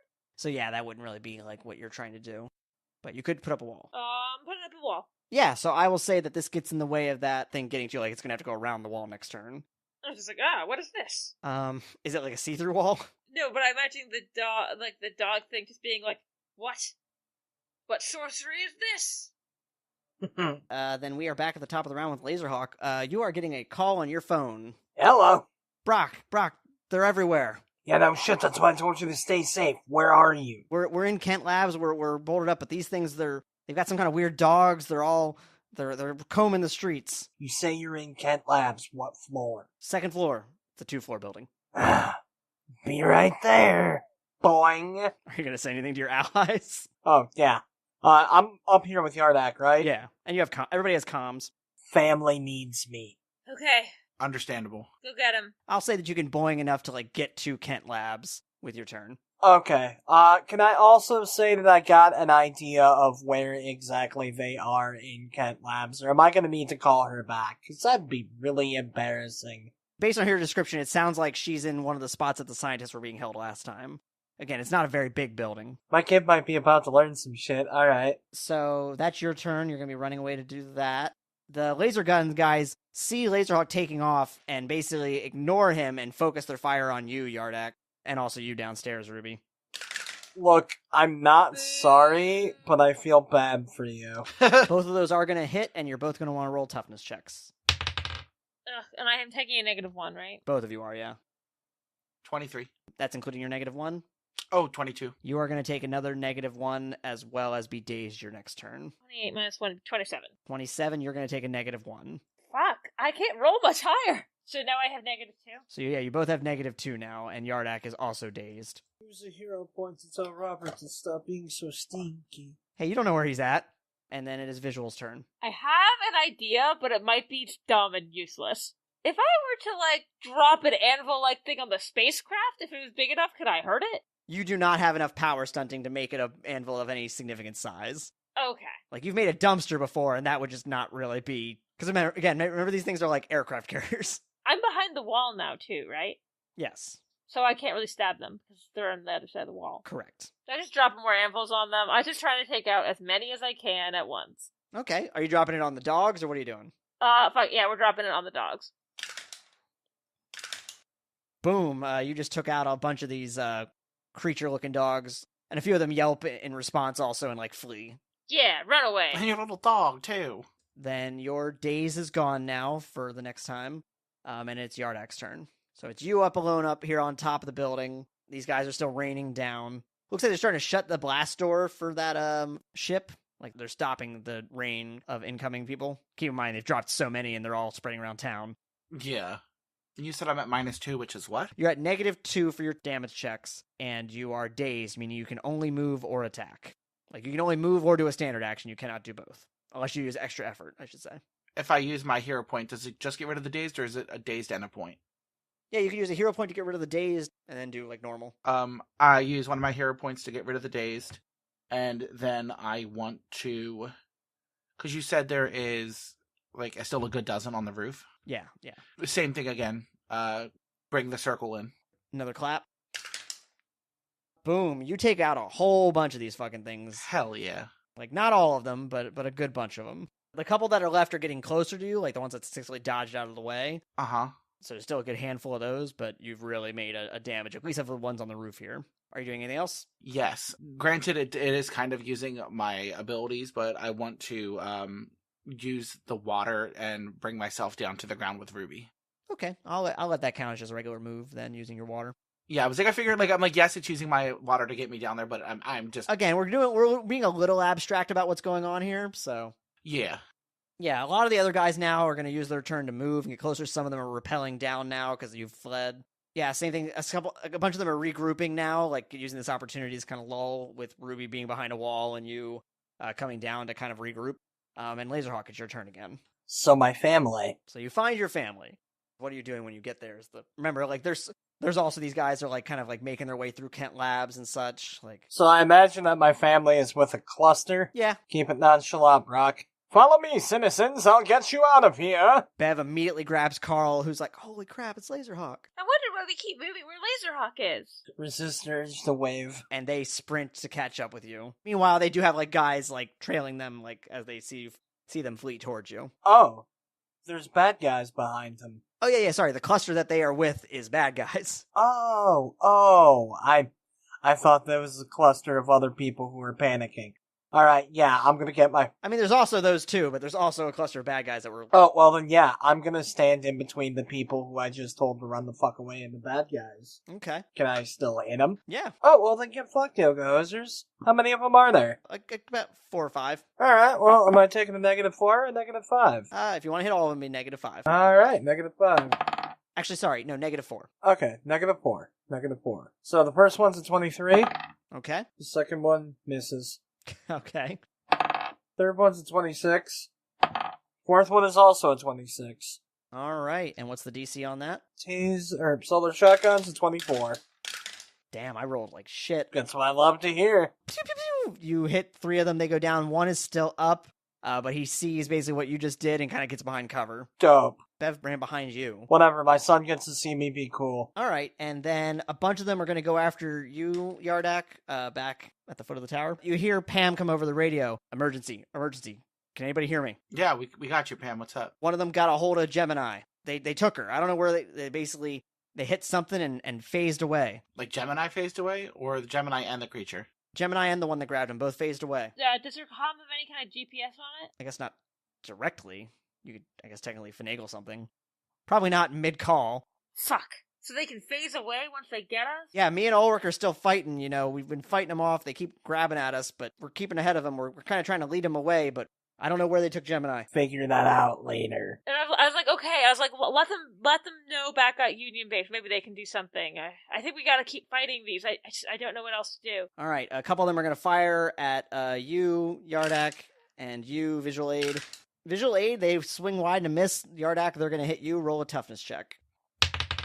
That's going to be an 11 plus, you said toughness, 19, dirty 20. Dirty 20. That includes your -2? Oh, that's right. It was just my days. No, so 18. All right, so yeah, you are going to take another -1. Fuck. As a few more of these guys hit you, but you've taken out enough of them, though, that they're definitely not doing as much damage as before. So you're at -3. Meanwhile, the guy inside of Kent Labs with you, Laserhawk, spins around and fires above you and basically like just lets out a whole rain of fire above you, and a bunch of the ceiling materials just start to collapse. Where's my son? Where's Mimo? It's about to collapse on all of you. Do I have time to react? You do have time to react. Grab my family and I dive the fuck out. It's almost like a domino effect of coming down, and you're able to roll out of the way, and you're rolling, and when you land, your back is facing the air and their backs are on the ground looking at you. Are you okay? And you suddenly notice for a brief moment that you don't feel anything on your back. Shit, I lost my back. No, when you look over your shoulder, you realize that there is a glowing yellow energy shield holding everything above you. And when you turn back, you realize that Carl is looking absolutely horrified for a moment. And then the shield goes away and it lands back on you, but not with as much force. Laser lad! Alright, kid, you're about to be more confused in these next 5 minutes than you've ever been your whole life. And I grab the mask and I take it off. Dad? However you just did, whatever you just did, do it again. All right, and now we're cutting back over into the street where these guys are making their way towards you. Ruby and Yardak make dodge checks. Hot damn. 29. 14. I'm changing dice. Fuck this dice. You are grabbed by the arm by a couple of these guys who are holding you for a moment. One of them fires a shot at you, Yardak, which hits. Roll another toughness check. God damn. I had a 29 dodge. Do I have to roll anything? No, that's why I rolled. This was separate from that. A bunch of them ran up and tried to grab you and missed, like you just artfully dodged out of the way. And then one guy shot you, and what was the total? 25. 25. This bullet hits you, and you hear a whirr, and you feel it digging into your skin, and you and Visual Aid look at each other and realize that you're starting to phase away when this happens. Can I try to do anything to stop this? No, these guys are grabbing you and they're phasing with you. And when you phase back into existence, you're on a familiar-looking vessel, and you realize you can see the earth below you, and you're in a sort of caged area, and you see Gemini there. Are they gonna fucking make us fight again? Gemini just looks at you with a horrified face and nods her head no. And then from behind you, a door opens, and you see the 10-foot hulking form of Unibon. God damn it. Chapter 71 The Great Enveloping Cosmic Dark Part 1. I was really expecting it to do the end theme. Oh, I thought you had a little bit more time? Yeah, I almost choked in my water just there. Robert, And you that needed was it. chapter 71. Oh, there you are. Yeah, fuck you for that cliffhanger. I know how it ends, but still fuck you for that cliffhanger. Oh, I just realized what was happening. I was hearing like two of everything, and I was like, why? Because you were still watching the fucking stream. Yeah, but it took me a second because I thought I'd already muted the other part. I just listened out of this to avoid that problem. Yeah, that makes more sense. Yeah, it was really weird, like, listening on here, but trying to respond in, like, time of when stuff was on YouTube. It was like, okay, type, hold, fire at will. Well, that's why I muted this and just only had YouTube up. Yeah, see, that's what I should have done, but I was. I'll be worried honest, that- I couldn't figure out how to mute this entirely without Oh, muting right. my. You can right click a tab and mute it Yeah. Oh, on anything. well, Just so yeah. Shut the fuck up. What? Hey, I knew that. And that's saying something. you know. Yeah. Good wow. job, Dan. I'm proud of you. How are you doing it, Brandon? I'd Well, now rather that not we've discuss blown this at Brandon's this mind- particular point in time, Robert. I didn't even know I'm there not was another sitting- way to do it. I'm not sitting here with Firefox also open. Nope, you shut the fuck up. You opened two completely different browsers? I Well, will so did I. fight you. But that's only because I run Riverside in Edge, and I run everything else I do in Safari. But that's Well, it's not my nope. I'm not gonna make that joke on stream.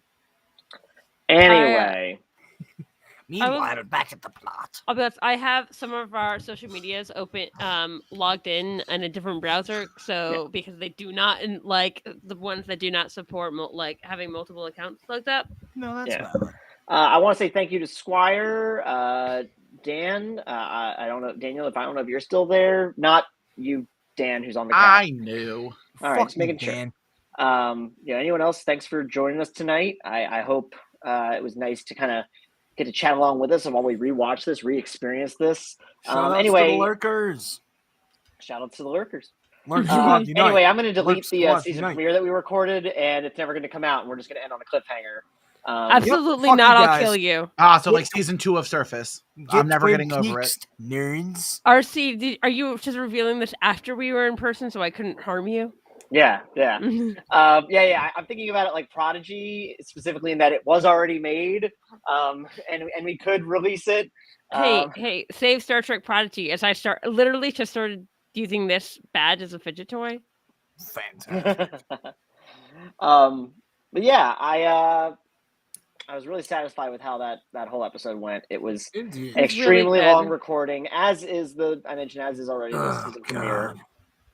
God. One of the things that I am looking at doing, and I've discussed it with Brandon a little. I've mentioned to you, Rachel and Dan, is that future recordings are going to try to be shorter going forward, so that it does not take as much editing, so that hopefully we bring out things more consistently. And on They're the trying to schedule make that I would like to trying to make it be a little less ridiculous while we're recording. Well, look, I'm still on the show. Yeah, like, I said little. I'm trying to be realistic. You have no idea. Like, within me, there are two wolves. One both wolf, gay.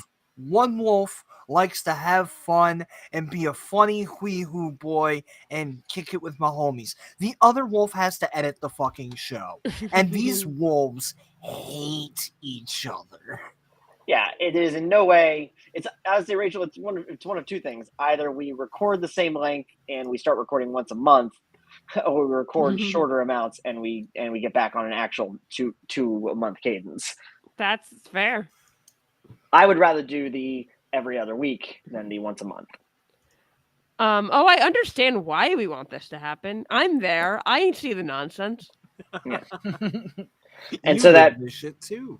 Yeah, and so that I don't have to spend like 16 hours of my week editing things.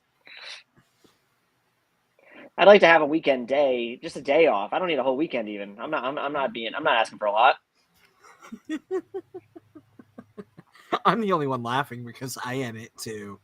Mm-hmm. You know, I know. I saw know you my bring your forefathers laptop fought on for, vacation. I know my forefathers fought for a 2-day weekend, but I'm not getting that. So actually, I don't know if any of my band members were in union. I don't know a lot about my family history.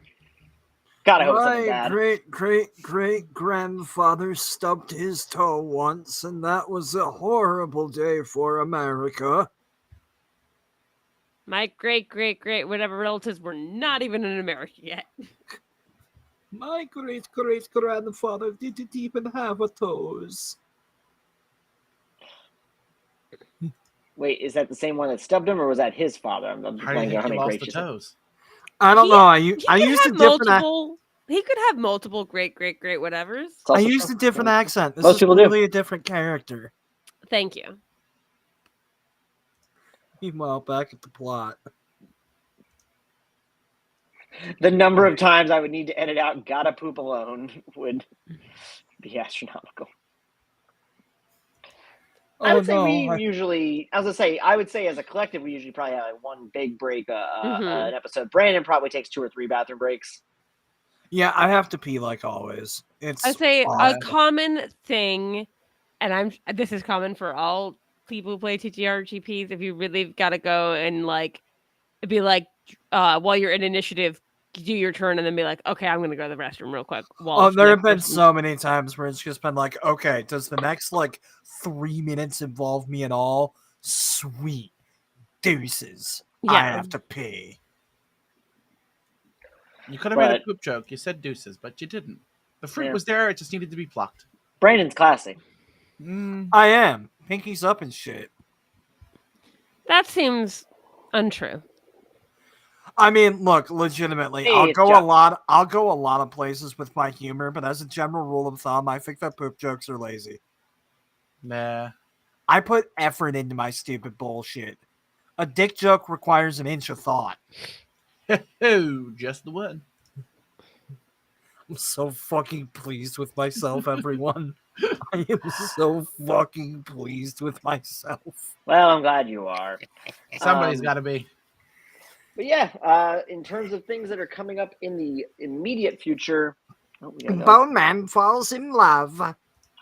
No, Bone Man already fell in love. Does Bone Man fall in love again? I fall in love every time I look in his eyes. Legitimately, eventually I'm going to get to play Bone Man, and that is going to be me playing the healthiest relationship that any character I've ever come up with has ever been in. I'll bring Alex back to play your love interest. Oh my god, could we get him to come in and play Marvin? We'll see. But yeah, this is the immediate, currently planned future. How dare you give me hope like that, you monster? Have you learned nothing from these last few years? That my entire shtick is bringing you hope and then crushingly taking it away in some fashion? See, meanwhile, and then giving it back again later? Meanwhile, I present a world that already has no hope, but you know what it does have? A fucking detective dog. And a lot of neon lights. Yeah. Shame I can't enjoy half of them. We've got on Wednesday on Control Alt Quinn's Twitch channel specifically our Halloween 2. Oh shit, that is on Wednesday. That is 2 days from today. Halloween 2. Homecoming. Voicing. What was that? Nice impregnant voicing. Yes. So we're going back to our slasher movie themes. This one, if you've seen the poster we put out, if you have not, check our social media. It's on all of them. We're on Tumblr now. If you're trying to abandon the burning ship that is Twitter, Tumblr is a place people go now sometimes. But we're also on Blue Sky and Threads and everywhere, pretty much. We put out a poster. I'm gonna go down with that fucking ship. I mean, I'm not deleting my account, but so we've got the poster we put out, which showcases the different ones. Wait, a news conglomerate dog CEO is still a good boy. Oh, you have my undivided fucking interest. That's amazing. So we've got Halloween 2 Homecoming this Wednesday, October 11th, 7 p.m. on Control Alt Twins channel. The following Wednesday, the 18th, we have Halloween 3, The Sleep Stalker, which will be a little bit later. It'll be like a 9 p.m. Eastern stream because it's going to be after the Mutants Masterminds developer chat on their Patreon. And Alexander Thomas, lead developer for Mutants Masterminds, is going to be joining us for that game. So we had to wait until after he was done. And then Wednesday, October 25th, we will be doing Halloween 4, Fields of Doom. And we haven't decided a time for that. Probably 7 p.m. That's usually kind of our go-to. But yeah, a lot of Halloween. We've got the season 3 premiere coming out later this month. And we've also, like I said, 3 streams and a season premiere. So a lot going on. Yay. Yeah. Anybody have any final thoughts as we maybe kind of start wrapping things up? I've been Twitch streaming a lot more. If anybody wants to come hang out and Twitch stream, crashing, thrashing, no G's. It's usually me and my guy Callan playing some games, some League of Legends, maybe some Far Cry, little Baldur's Gate 3. On Thursdays, you can find me on the Tech Trek YouTube channel, usually doing live streams. Not this past Thursday because I was in New York, but we have fun. We go over new episodes of Star Trek, although I guess those are probably running out soon since they can't film anything still. Not wrong. What about you, Brandon? Yo, check out my new album. Walking through the rain to a cafe to write down my private thoughts in my journal while crying into a half-eaten pastrami that I did not buy at the cafe. That shit's fire. Yes, that's the name of the album. I'm not going to call it that, but I'm not going to call it that, but people should listen to your album. Dude, I don't call it that. I've just been referring to it shorthand as the pastrami album. That makes sense. I kind of love that I have an album out now that is just, it's the pastrami album. Mm-hmm. Also, actually, I just realized, Squire, maybe kind of think about this. I want to clarify a few things about these upcoming streams. The one on Wednesday on Control Alt Quinn's channel will be noon. I'm sorry, what? No. What? I mean, I'll be. No.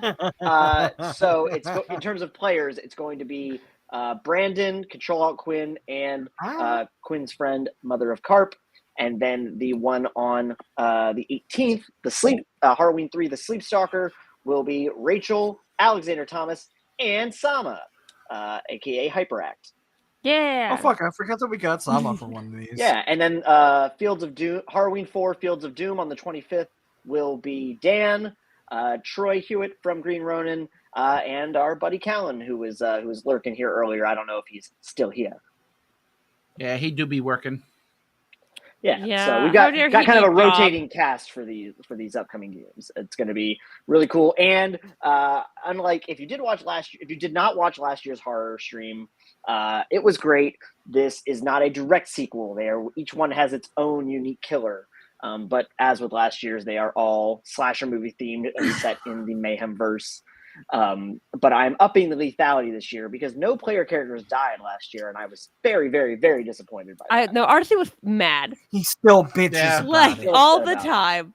I thought I had done the math right to make. I didn't want it to be like instant kills, but I thought I did the math right that there would be at least some kills.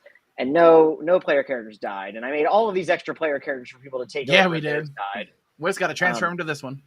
Arcee basically was mad that we were too good at the game. The dice were 2 in your favor that night. Yeah. So I've lowered the power level from 5 to 4, and I'm keeping an eye out on all the numbers. I tried to make sure I did my math right this time. Favor this, you filthy casual.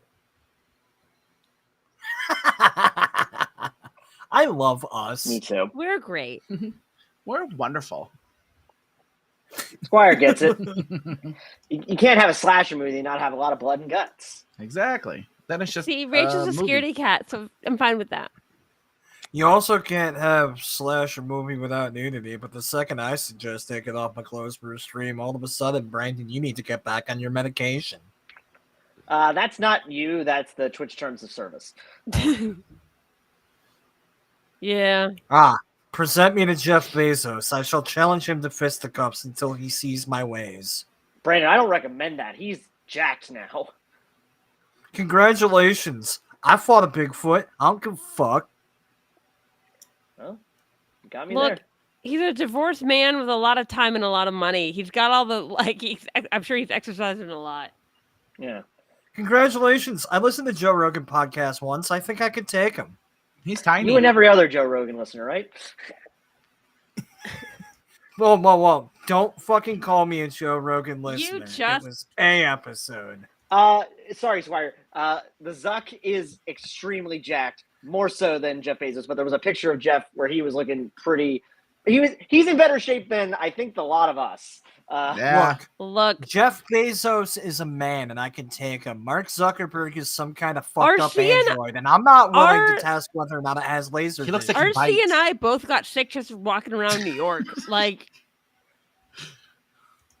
Yeah, but I RC mean, I'm built. I mean that's just my immune system. I think that Zuckerberg and Jeff Bezos are physically stronger than me now, which is RC, something that we upsets me. I know both- that RC, we Elon both Musk can only fucking beat me fell with, in like, stupid weight ways in New class. York.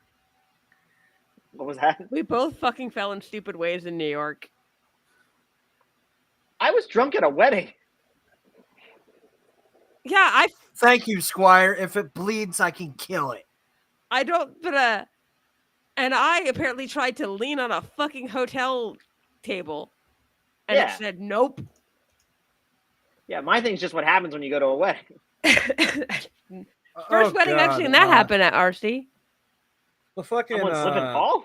Yes. Oh, it happens like every wedding I've seen. Yeah, at RC, least one maybe you person. dance too hard. I do. I go hard. No. I go hard Yeah. on the dance floor. No. I'm with RC because the night before the wedding I recently went to, I was hanging out with the groom and I got to watch that guy fall tits over tea kettle and do like a full back roll. Shit was dope. No. The night before a wedding, bachelor party, that's a different fucking story than the actual wedding. Point being, I'm a Fair. great person to bring to weddings. I go absolutely hard on the dance floor. Can Point confirm. being, haha, Josh. Not our Josh, my Josh. Can confirm. I feel like I'm also delighted at a wedding. I wear a pretty dress and I'll dance. Can confirm. Take me to a wedding. I'll make sure that there's no pesky alcohol left at the end of the night. Well, on that delightful note, folks, thank you for helping us celebrate 5 years of the Masks and Mayhem podcast. 5 years of absolute funny hee nonsense. I've broken you fundamentally. But of our RC very, very, very, very, very serious show. That's exactly what I was going to reference. Mm-hmm. We're so serious. One person on I Reddit hope said we that were whoever- they thought we were a serious show, and it will never leave my mind. Literally. I hope that whoever posted that comment still listens to our show, but they're too fucking embarrassed to say anything. I drop anvils on people regularly. I was frozen today. What? What the fuck? My brain hasn't thought about that in years. That was an old Channel Awesome reference that I don't know. It just felt right. Yeah, we weren't following the same internet sometimes. I think. Nah, I don't got that. I knew exactly what that was. I know that was for Yeah. Rachel. Fuck the both of you. Oh dang! Squire, what'd you do? Well, I said that Masks and Mayhem was a serious show once, and I had to eat that shit. But yeah, I think Claude reposted our thing on Threads earlier and said 4 more years, 4 more years. Well, the people have voted, and you want 4 more years of douchebag. Squire, that's fair. You know what? Amen, for you. sister. We support you. All right. Amen to that, brother. Amen to that. Get out of here, William Wallace, Wondertainment III. Look, it's not my fault that that's also my dad's Sona voice. Yeah, it is. All right. If you ever want to On know that- what it's like hanging out with us, this nonsense. Yeah, I don't Basically, think we yeah. really have like a very good public persona. In the way that Laser had a public persona in the beginning, and maybe it's slowly scratched away. I have an incredible public persona. I just don't fucking use it here. I'm just You think that I got away in pro wrestling for as long as I did, saying the fuck word as liberally as I do here? Think again, Buster. I want to say Baxter. I'm a delight. That's my Oh yeah, dude, you're a fucking gem. It's the rest of us that are broken, and the only reason why RC is broken is because he's been on a show for me for as long as he has. Dan, there was no hope for either of us. I don't know about you, but I'm perfect. So maybe Perfectly fucked up like me. Well, We should end the stream. I'm getting silly. well, I'm also feeling under the weather, so I think this is a good time Shame. to end this, and then I'm going to I crawl will say, right into bed. we appreciate all of you who actually listen to our silliness and watch this nonsense. Even if you don't think this is a serious show, because it's not. never getting over Hey. it. Hey, listener, look at me. Look at me, listener. Listener, are you looking at me? They listen. They don't see. I love you. Aww. They didn't have to look at you. You could have just said that. No, I wanted them to look me in the eyes so they knew I meant it. Now kiss. I love you. All right. Jesus, I don't know if Josh. I don't know if Josh is just catching up or just has been holding on to that. Listening at I three really speed. hope that it's been Josh just holding on to that in his fucking He's back like, I can't pocket let all this this stream time. end without letting you know. Look, Josh, I I can know take you it. used. Josh, I know you used to do like martial arts in college. I think it's been a second though.